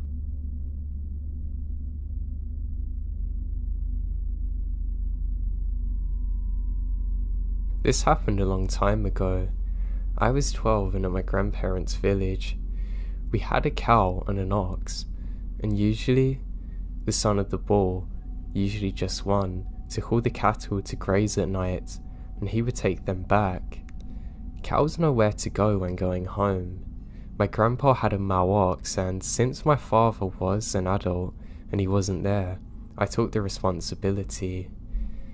Basically, my job was to go around the village with the ox tailing after me, calling the people to open their doors. Our ox would grunt, and to call the herd, and all the females would then come out. From then on, I had to take them to a clearing up area in the mountain, and then take them by the river. It was easy. The animals knew where they were going. They were calm, and our bull was a gentle giant. All I did was have to ride him with thin rope on his horns. If any of the females wandered off, all I did was call in or occasionally poke her with a stick in the right direction. My grandpa said that if I see a wild, very rare boar or fox, I should just stay on the ox. Not many animals dare to go near an ox herd. There is a dark part of the forest where it's very quiet, and even the bravest hunters won't go. It is slippery and dangerous. They said that even the deer and boar don't go there. I was forbidden to go there and honestly never wanted to. So during this event, it's during the morning and everything seems fine. I was on the ox going up the mountain. I was glad he let me because it was a hard trek up. I saw that one of the females was wandering off. I followed her and left our ox and the dogs to guide the herd. She went into the forest and I ran to her. I tried steering her away, but she continues. She went in the dark part and stopped. I didn't want to go off just in case she ran back and left me there. And then I heard a crunch and turn around, and a very old man is walking towards us. He looks frail with dirty clothes and has a long beard. I was scared. I'd never seen anything like this my entire time out there before. Now, I laid on the ox clinging to her, not wanting to fall if she ran. Oxes aren't like bulls. They don't jump or kick when scared. They either attack with their horns or run. I was ready to hold on no matter what she chose. Our oxen don't take kindly to strangers, and before I took them out in the mornings, they're always paranoid. Now that's a good thing though, because they trusted their owners. But knowing her, I knew she would either bolt or attack. But weirdly, she just stood there. The stranger then came to us and petted her on the head, whispering something I didn't understand. He looks at me and his eyes are completely white. Then he turns around and disappears into the trees. Suddenly, the female grunted as though she had woken up now. It was crazy. I'd never seen her act like it before. She suddenly bolts away with "Come," and we found the herd. I quickly got on our rocks and yelled water. He knew that command and went down towards the river. I then ran into one of the houses and tried to explain everything. The couple there stayed with me and sent their daughter to call my grandpa. I literally couldn't sleep for days remembering those white eyes. My grandparents wouldn't let me out of the house after that, even if it is just to play in the trees. Later I learned they were protecting me from a lesnik, a forest spirit which can take the form of a man or an owl or wolf. It hates when people go to his part of the woods and can kidnap you. I later learnt that the ox which took me there fallen ill and died almost immediately after.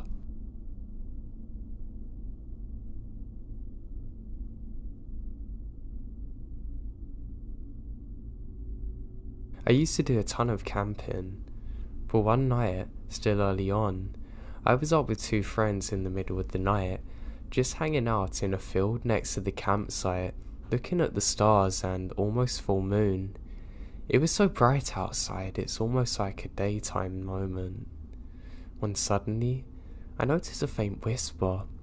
I thought it was someone from camp, but no, it came from the other direction.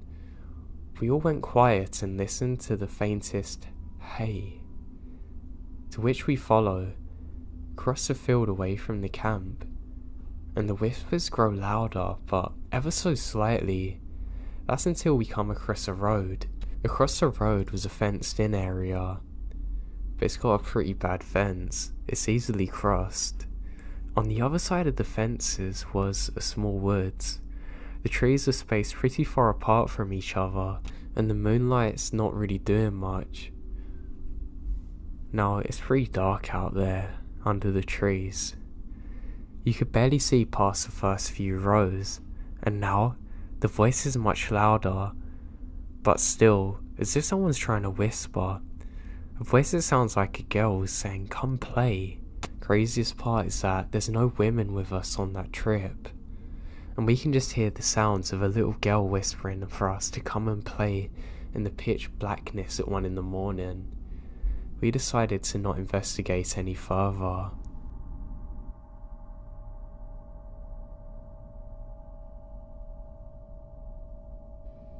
My ex-boyfriend and I did a rainforest walk, which dips deep down to the bottom of the forest. There's no other cars in the car park, and we didn't come across any hikers. We have it all to ourselves and had a great time for the most part. As we're walking up, my ex was ahead of me and suddenly stopped, raising his hand to signal for me to stop. I look up and there's this woman staring at us ahead. She looks normal, but I get a chill as soon as I see her. Something about her's off. She had dark brown hair, which I only noticed because it contrasts so highly against her cardigan. Now her cardigan was all I could focus on. It went right down to her feet and was bleach white, as though it had just been pulled off a rack, but we're in a forest. How is it so white? And why on earth would you wear it hiking? We stare at her for what must have been 30 or 40 seconds, but feels like an eternity. There was no way I was going to take another step towards her. Instead, I felt this kind of stillness, as if the forest around us froze in time and went silent. She finally turned around and started to walk slowly back up the trail. We watched her and waited, not saying a word to each other, until she's out of sight before we start going again. The car park was still around half an hour away, and we just fast walked in silence, a bit on edge, just trying to listen for anything. We look back and don't see her. It's absolutely the strangest thing that ever happened to me. The one thing I can't explain was how her cardigan was perfectly white. Even the bottom of it had no signs that she'd been in the forest whatsoever. It gives me chills thinking of it.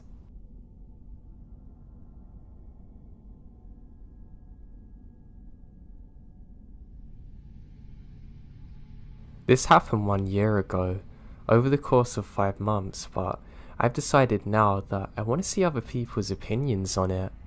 I live in a rural area with a few houses around, but plenty of forest, and out of nowhere, around 10 to 12 at night, there would be a series of knocks on one side of the house, which isn't odd if it's one time, but this happened many times over the course of 5 months. If I had to put a number on how many times it happened, it's probably around 30. It's the exact same kind of knocking. At first, we thought maybe it's just some kids banging on the other side of the house, but no kid has enough dedication to continue it for this long with no reward. Also, I've stepped outside to see if anything's there, and literally, it's as if no one's there. I don't really believe in the paranormal, but I genuinely have no clue as to what this could be.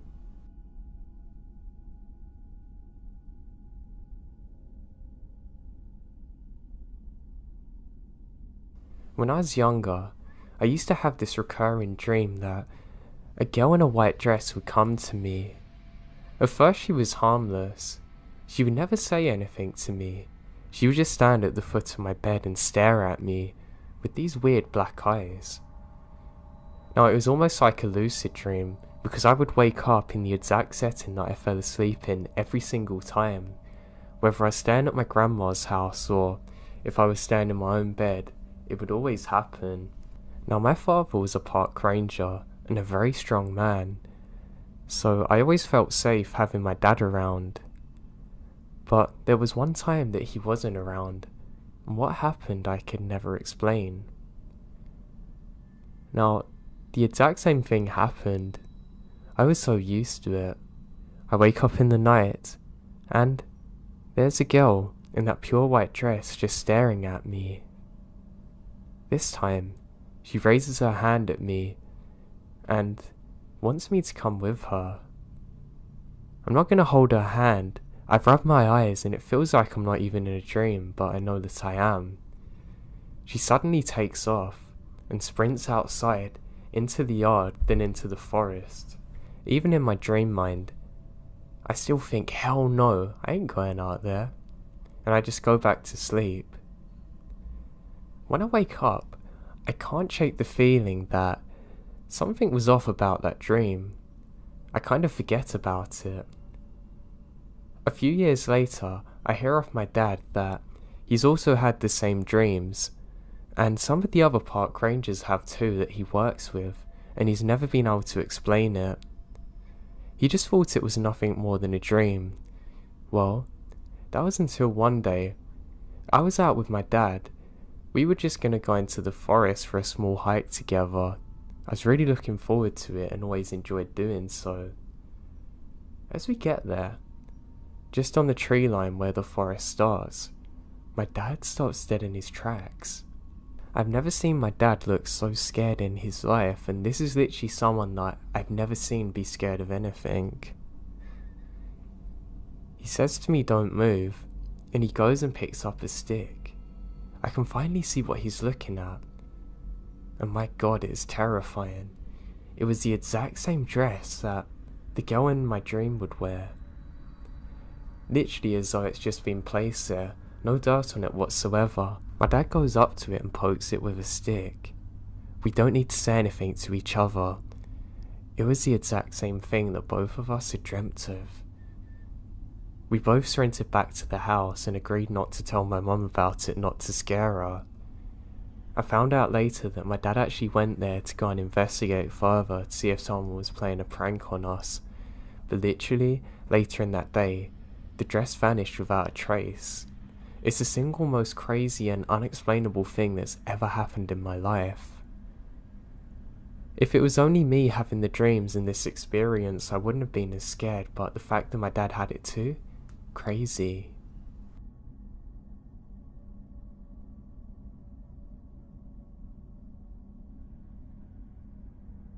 Now my native language is French, so sorry if there's any problems telling this story. This happened last week. I was searching for a cave with my girlfriend, and in France, we have incredibly detailed maps telling us every cave that has been explored. We decided to go to a cave which has a famous area, and there's caves littering the landscape there. So there's a very wooded area. The hills and valleys are very narrow. We spot a good place to start looking at the bottom of a small creek and make our way up. We go to the dirt and then further into the gravel and then the boulder field. That's when I remembered this sub, because we stopped walking at the same time. It was silent. Dead silent. Not even a bird. It's the kind of silence that actually oppresses you. We eventually continued walking uphill and come across a cave. Soon after, a bird breaks the silence, and we realised we are almost dead for asphyxiation. We didn't dare to breathe in silence. Now, I've heard of other people having this before, but to experience it yourself is absolutely crazy. I mean, think, it wasn't something we heard that scared us, it was the silence. And it's not just that, you almost feel as though you're being stalked or someone's watching you. Maybe it's a primitive thing that lets us know there's a predator or person in the area, and the animals did the same. But there were no insect sounds either. That's what scares me the most. Usually I just think it was my mind playing tricks on me, but the fact that both of us stopped at the exact same time? Crazy.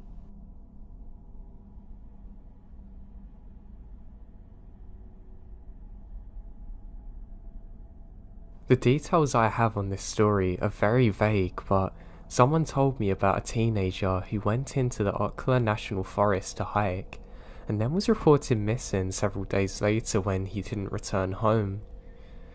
A couple of months later, when he was found in the woods, he was a different person, appearing like he was drunk. He was tested but had no signs of drugs or alcohol. The negative results. Mentally, he wasn't all there, but physically, there's no signs of him being exposed to anything to cause this. He kept telling people that he encountered something strange. It was several months before he was himself again, and he had very little memory of what happened on those days. I've asked people that I know who live in Apocaly or have camped and hiked in the Apocaly National Forest, and they've never heard this story.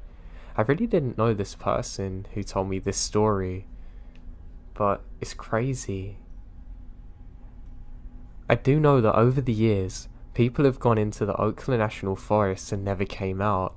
Some of them are harmed or killed by animals, others murdered by the worst enemy of all, humans, and never found again with a trace. Now, I've driven through the forest on State Highway 40, and it's creepy as hell. It's creepy enough in daytime.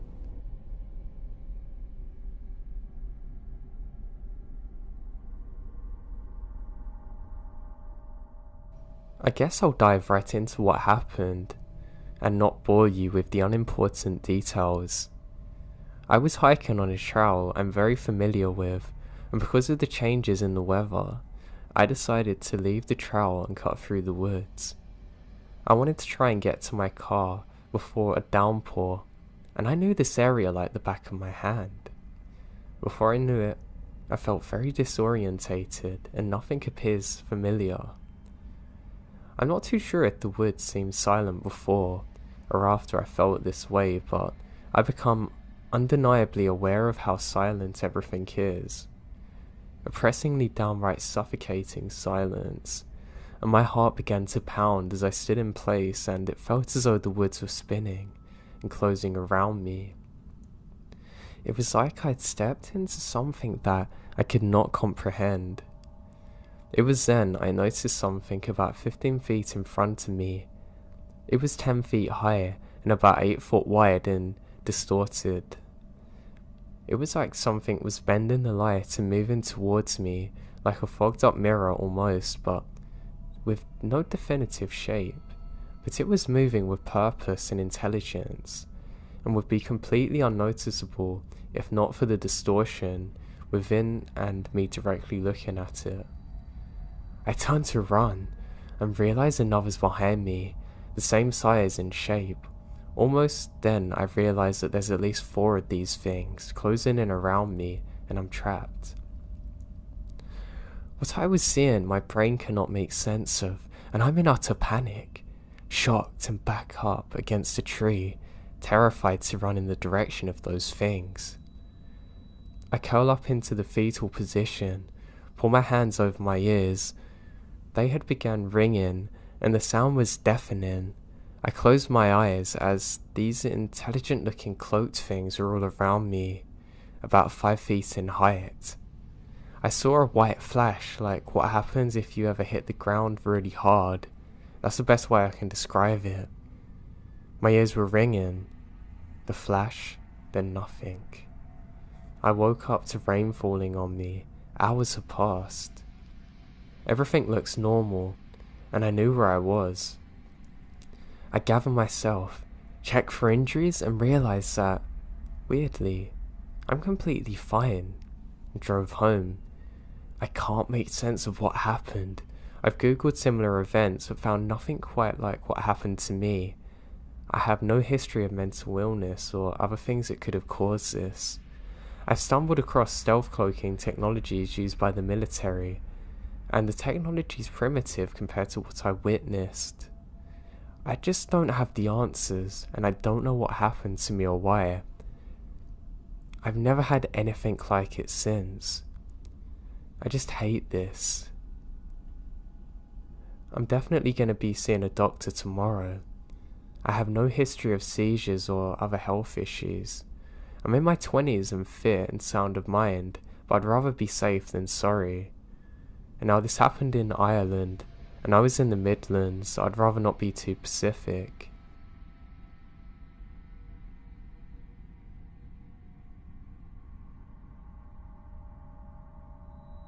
So my story isn't recent, but I needed to share this. I'm 19 now, but this took place when I was 12. It's something that's always stuck in my mind. The night this encounter happened, everything was pretty normal. I was going back to school the next morning after summer break, so I had to be in bed earlier than I wanted to be. I remember falling asleep to the movie Meet the Robinsons, playing at probably 10:30 PM. And then I woke up, and I knew it had to be late. But the first thing that I registered was that the TV is completely scrambled. I mean, almost like a DVD that doesn't play so it skips. But it was frozen, so the image was warped and boxy. Except the Meet the Robinsons DVD was fine. At this point, I guess it's around 2 or 3 AM. The second thing I registered was that there's voices coming from the kitchen. I got out of bed to see what was going on because the voices are talking really loud and sound panicky. When I got to the kitchen, I realised that it was my mum and older sister arguing. The first thing I actually picked up on and comprehended was my mum saying, "Those are definitely aliens, what else could they be?" Almost sounding hysterical. Neither of them saw me enter the kitchen, but I asked what's going on, and my mum looked at me, and I knew she's scared and shaken. She literally had tears in her eyes. She told me in an almost sad voice that aliens were outside. At this point, we're all standing in the kitchen in front of our sliding glass door that looks across the yard. There's a field there. I was confused, so she pulled back the curtain to the kitchen door, and I don't see anything initially. I don't look hard enough. But I then saw my huge dog, German Shepherd and Great Dane mix, sitting in the middle of the yard in the direction of the neighbours, which was to my house on the right side. I asked my mum why he isn't sitting on the porch like normal and why he's so still. To that she said, "You can slide the door very slowly, but don't make too much noise." And usually when the door to the house is open, my dog looks towards it and runs in. but he doesn't. He's still gazing. I didn't realise what was going on, but I was scared because my mum was clearly scared, as my older sister is too. My mum signalled to my sister and I to be quiet, and we were. On a normal night, you can hear animals in the woods, or the trees in the wind, and crickets chirping because it was summer, but that night, we can't hear anything. It's completely silent outside, not even a breeze. This gives me chills that makes me shake. Something's terribly off. My mum shut the door, and my sister and I followed her to the bedroom where my dad was asleep and the windows open. She explains what's going on. She told me that my sister is in my room looking for something and peeks out my window. My room is in the back of the house and my window looks out to the trees behind the house. She saw what she thought was a pack of coyotes, but there's 30 of them, and the closer she looks, she starts to see distinguishable features, and that's when she dipped out of the room and told my mum. But before she could get there, my mum said that she walked outside before my sister came to say what she saw, and saw a tall, dark, slender figure walking down the neighbour's driveway towards our house. She thought it was the neighbour coming over for some reason, but then she suddenly got scared and felt it's best to pretend she's asleep so she wouldn't have to talk to the neighbour. And those events lead us to go into the kitchen window that overlooks the neighbours' houses right next to each other. It's dark. I'm looking very hard and I can see shadowy figures.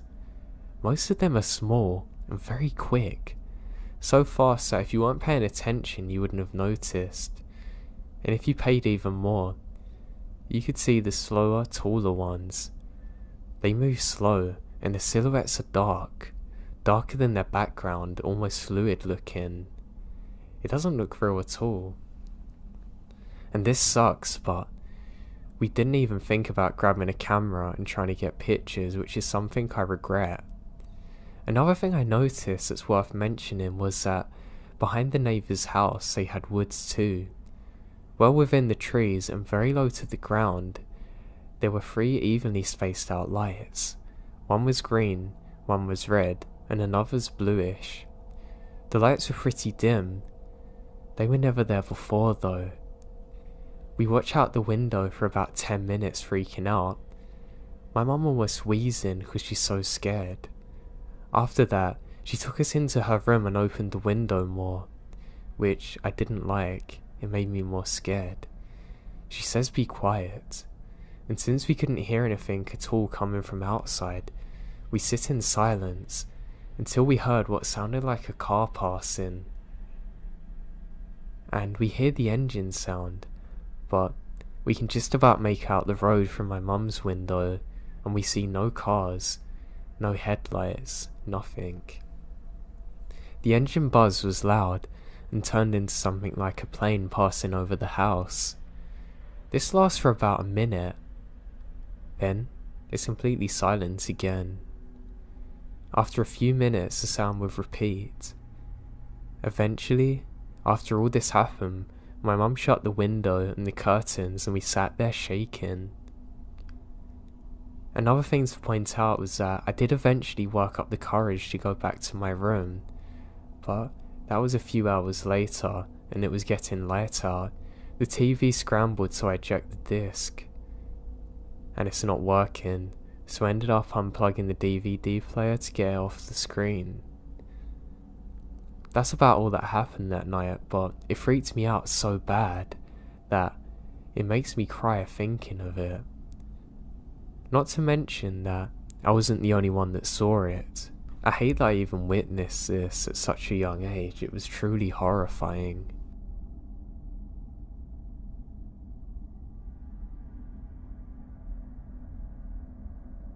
A lot of you wanted to know my cousin's story on the Skinwalker, but I'm going to try and get to the actual story from him tomorrow and fill you in there. I do have another one though that I'd like to share, however. This one doesn't have anything to do with skinwalkers, at least I don't think so. There was an old legend about a lost town in the forest near where I lived, and for the most part, it was only a legend. However, it was noted as being true, and a ghost town is near my town. The story that I'm about to tell is one that happened when I was 11, and still scares me to this day. My dad likes to take me on the little off-road rides in his Jeep. It wasn't necessarily an off-road one either. It was a Cherokee, so it wasn't really built for the backwoods dirt trails. He decides to do this and go throughout a park with me and told me that it's gonna be fun and we could go and check out the ruins of an old building.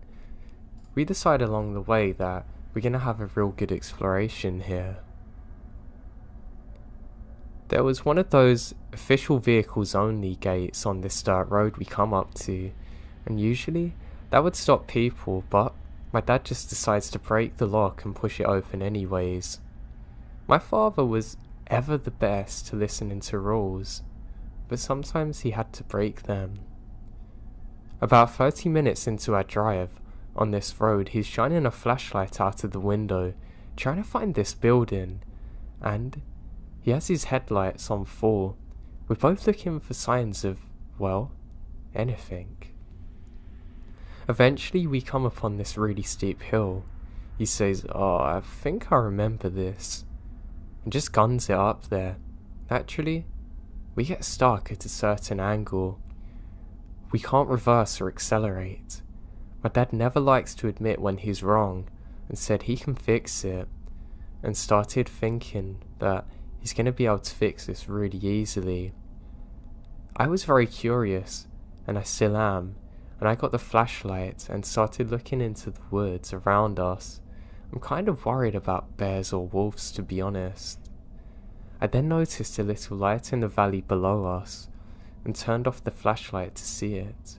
At the same time, my dad's cursing at our car, and I decided to get a little closer to the light and see if I can figure out what it was. Mainly to see if there was somebody who could help us. As I got closer to it, the trees took it apart a little bit, and I can see there's a very small town. The best way I can describe it is like a town from the movie Big Fish. Just very numbered set of buildings. As I got closer, I hear voices, and I saw people. But something just seemed really weird, like they weren't really there. I decided to try and get closer to the town, but the closer I get, the more weirded out I feel. I eventually felt if I didn't turn around, I would never come back, which is very odd, and I've never had this feeling before. I decided to turn around and go back to my dad. He didn't get the car unstuck by himself, at least, and we just slept in the car. The following morning, the park ranger showed up, and after a lengthy talk with my dad and a very hefty ticket, he helps us get the car unstuck and be on our way.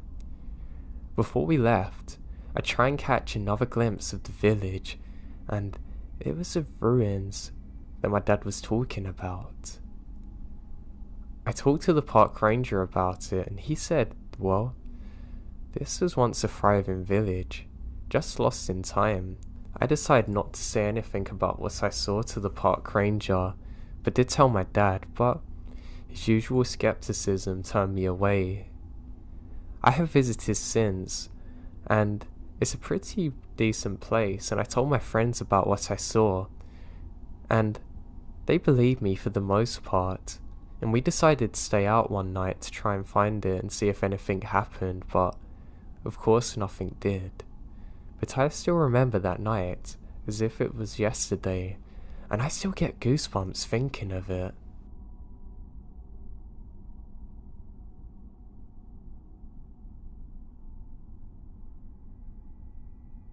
I went hiking with one of my old friends. He used to be homeless and in a bad situation with his parents, so I let him stay with me until he got back on his feet. One evening, before he officially started staying, we went one day into the woods to get his stuff from an area that he was posted up at during the night. It's probably 11 PM when we meet up. I got off work late. We go to the woods to pick up his stuff and we kind of get lost in the dark. It was abnormally dark considering the full moon was fixing to come around from its phase. Neither of us have flashlights and my phone had died, so I can't use it. Bad planning, I'll admit that. We stumble across a bunch of decently large moulds of dirt in the offshoots of the woods. Each mound had a small tree growing from the middle and a crude blank sign at the tops. By this point it's eerily quiet, considering we're very close to the deepest part of the woods where there should be lots of sounds. We eventually found his campsite and hurried out. Outside of the woods now, we're walking down a one-way street leading to the main road. A large moving truck comes our way and slows and passes by us. We pay no mind to it and just nod and keep going. The truck turns around and pulls into a little offshoot, stopping parallel to us with the engine on. The driver gets out and watches us. We weren't being conspicuous or anything by looking back, just glancing over the shoulder here and there. Nothing you can make out in the darkness from the distance has anyhow. We're almost at the top of the street, and we're near my car when he goes back in his truck and I guess opens the back door. The next thing we hear is 3 large dogs barking their heads off and a flashlight pointing our way. We started running and had to do some evading through neighbourhood streets before we could get back. Nothing ever come of it. No cops, no local town chatter, nothing. I still have no idea what we ran across, but I knew we shouldn't have been there. I have a horrible feeling that this could have ended a lot worse for us.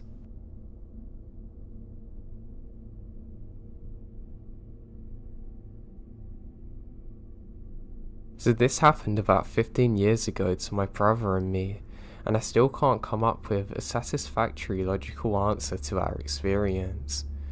For detail, this happened in Ontario, Canada, and we were 8 and 5 at the time.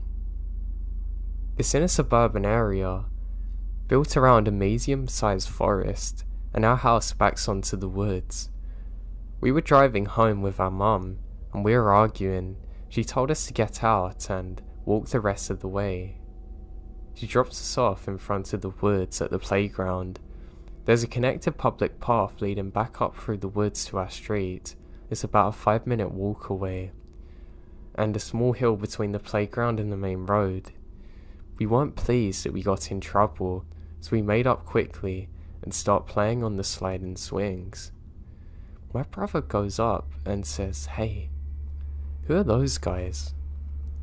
I look over and saw 2 men dressed in black suits, white shirts and black sunglasses coming over the top of the hill towards us. They're walking briskly and purposely in our direction. They had brown hair, not close cropped but short and fairly pale skin. It's beyond bizarre. It scared me immediately. I told my brother to come down the slide and we have to go home. They had already unnerved him enough that he actually listened to me. We started down the path, and when I look over my shoulder, they're still coming towards us quickly. That was horrifying, so I start to walk even faster, holding my brother's hand. Maybe 30 seconds later, I looked behind me again, and they've started running. They're gaining on us. That pushes us over the edge, and I scream at my brother to run home as fast as he can. I know he's quicker than me. I think he's going to be able to tell my parents if we're going to be kidnapped. I have honestly never ran so fast in my life, and we didn't look behind us again until we made it home. Our parents were still unloading the groceries and were surprised. They figured out that we had spoken to someone, and they couldn't really understand exactly what happened as the men never said a word. They're accompanied by a wall of silence. Neither of us have ever experienced anything like it again, and it wasn't until a year later that I watched the BuzzFeed Unsolved episode about Men in Black that I realised what I had encountered.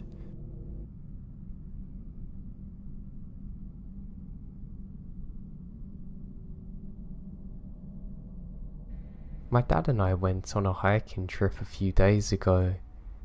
My dad is a waterfall fanatic. He wants to see as many as possible. So he and I are hiking along a very pretty trail. We're hiking along a river. It's flowing nicely. There's mountains all around us. The trail is weaving around big, beautiful boulders.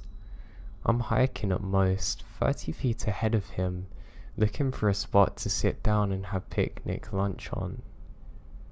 And as I round a blind curve in the trail, I just freeze. Sitting on a stump maybe 10 feet off to the right is a guy. But he's wearing one of those colourful badger hoodies.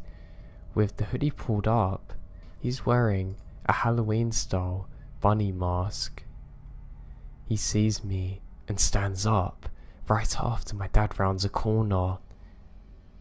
We are all three sizing each other up in silence, and my dad addresses him. "What's up, buddy?" The masked man then tips his head as though he's deciding what to do with us.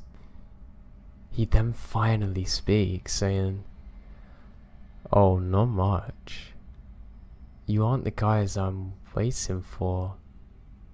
You have a good day." And then he turns and jogs off quickly. Strapped on his lower back is a large hunting knife and a pistol. We lose sight of him pretty quick. We hadn't seen a soul on the trail all day, and we'd been there for almost 4 hours. Needless to say, we leave the waterfall for another day and turn quick. Once we're off the trail, we report it to the local forest service and police, but they say they can't do much aside from keep an eye out for any suspicious activity. Now the guy had no backpack or water or anything, which makes me think that he either had it stashed somewhere or was camping nearby. I hate to admit it, but I desperately wanted to ask the guy who he was looking for and why.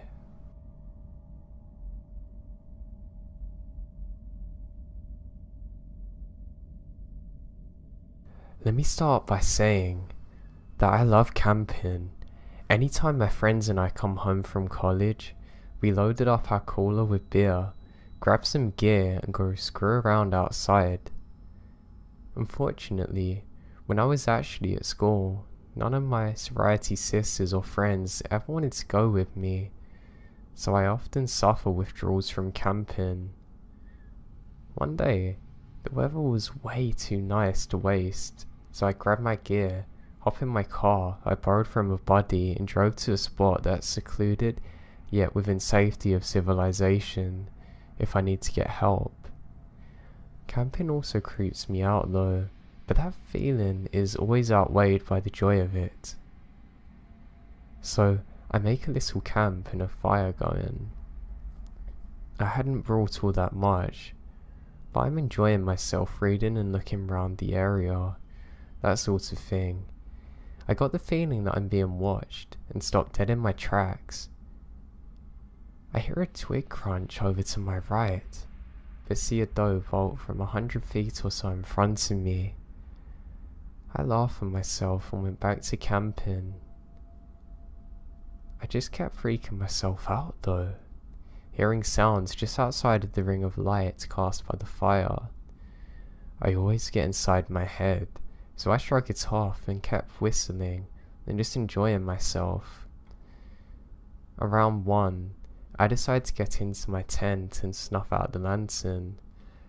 I'd been slamming beers in the most unladylike fashion and smoking cheap cigars until I passed out. It's around 2 AM.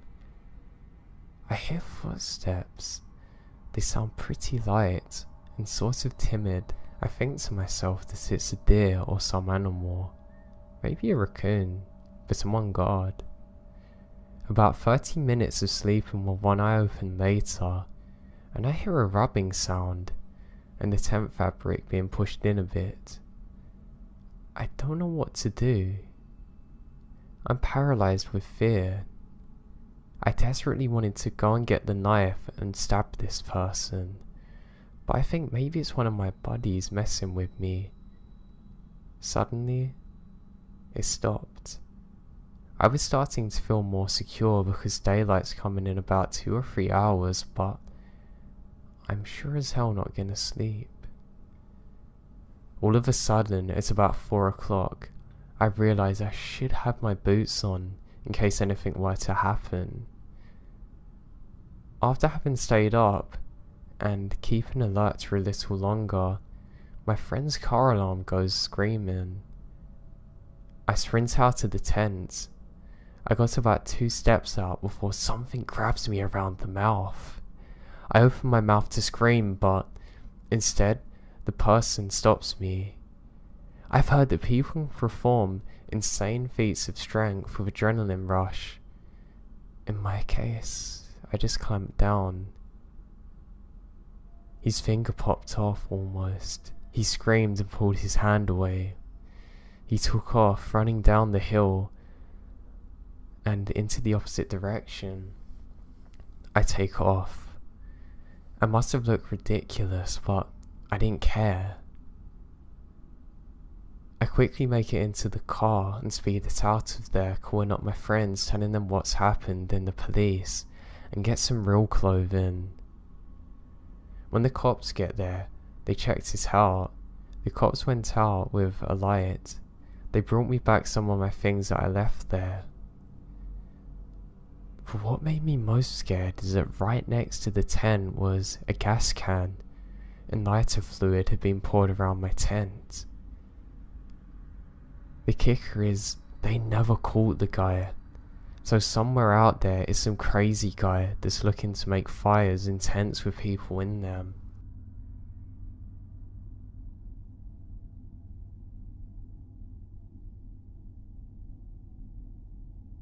Growing up, every summer in July and August, my family would get together and camp out for 2 weeks at the White Lake State Park in Tamworth, NH.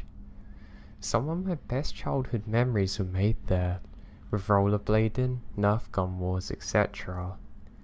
Now when I was around my late teens, my family stopped gathering together to camp out after my grandpa passed away. One of the last years I was there, this one particular memory always stuck with me. A little over 10 years ago, I was 16 years old. It was around 10 PM at night when I noticed I had a missed call on my cheap little track phone. My family was sitting around the campfire cooking s'mores and sharing some laughs, so I decided to go and get some privacy to return the call. I then took a long narrow trail that winds in between other campsites that, at the end, leads up to the bathroom. I wasn't going up to the bathroom. I just wanted to find an empty campsite and sit at a picnic table to make my call. There was plenty of those, since this whole side of the campground was where I'm going and it's vacant. There was no other campers nearby in that area. It was quiet and dark, so I chose a campsite. I sit down at a table. There's lights from a distance that light up from behind the top of the hill behind me, illuminating my surroundings just a bit. I called my friend and was carrying on a conversation for around 20 minutes. As I'm sitting there, staring straight ahead, I see the silhouette coming down from the road in front of me. The figure is coming towards my direction, where all the empty campsites are. I can see it's a person. It's not that unusual to see people strolling through the campsite for a night walk. The people I see usually have flashlights, so this person doesn't, but I'm not creeped out, just curious. As the person gets closer, I can see the outline better now, and it's a man. I also noticed his pace slows down. I kept my eyes fixated on him as I continue conversing on my cell phone. A minute or two passes by now, and now he stopped moving. He's just standing there in the road looking straight into the campsite where I'm at. Now I don't know if he can see me. Oh wait, he can now. He's staring at me. I step back. He was a little heavy and tall. I can make out he's wearing a jacket. I can't see many facial features, but I would guess that I was staring at a man in his late 40s or 50s. Alarm bells are going off in my head now. My mind has turned to mush at this point and I'm frozen. I was no longer listening to what my friend is saying. I just stare off at this guy.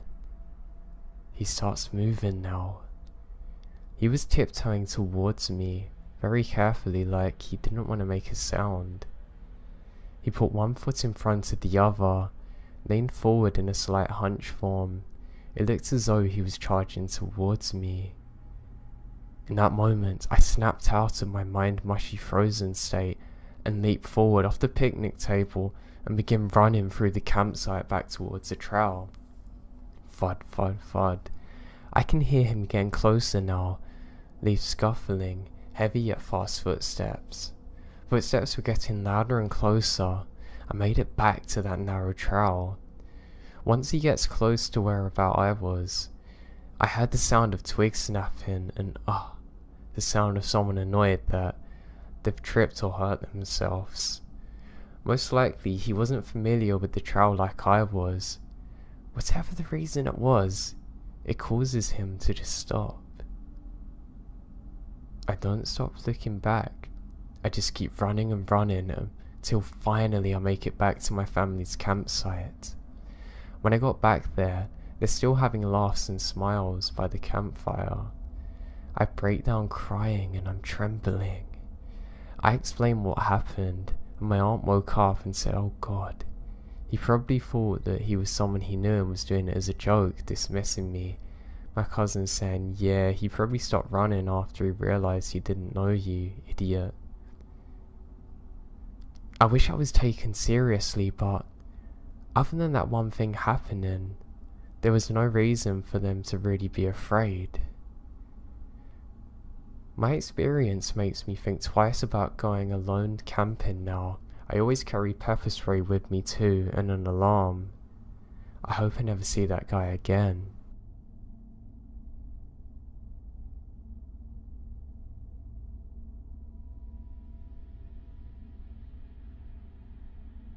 Now while I was growing up, my family would visit the same lake every year for every summer weekend. As we got older, we would visit a large rock we called the Cliffs and jump off it.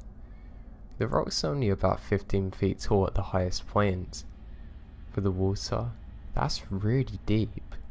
When we got older, we would jump in and try and touch the bottom, but we never could. When my brother and I were in our teens, we took our kayaks to the cliff's edge to jump on our own. We jump off several times. We then find a nice cold spot at the very top of the cliffs and chill there for a bit. As we're sitting there, we notice a white shape in the water, floating towards the surface. It's the letter H. Eventually, it sank back into the water and we lose sight. Before we can look away or even say anything else, another shape was floating upwards, the letter E. Eventually, it too sank below, but it was followed by two more letters, L, P. We didn't jump in after that. We stood up without saying a word and left. We never mentioned it to anyone, and I forgot it even happened. Several years ago, I was working as a camp counselor and told this story as a ghost story. I'd almost forgotten about it and texted my brother to see if I hadn't made it up completely. I asked him if he remembered the time we jumped off the cliffs and saw something in the water. He said yes. I asked him what it was and he too said it spelled out help.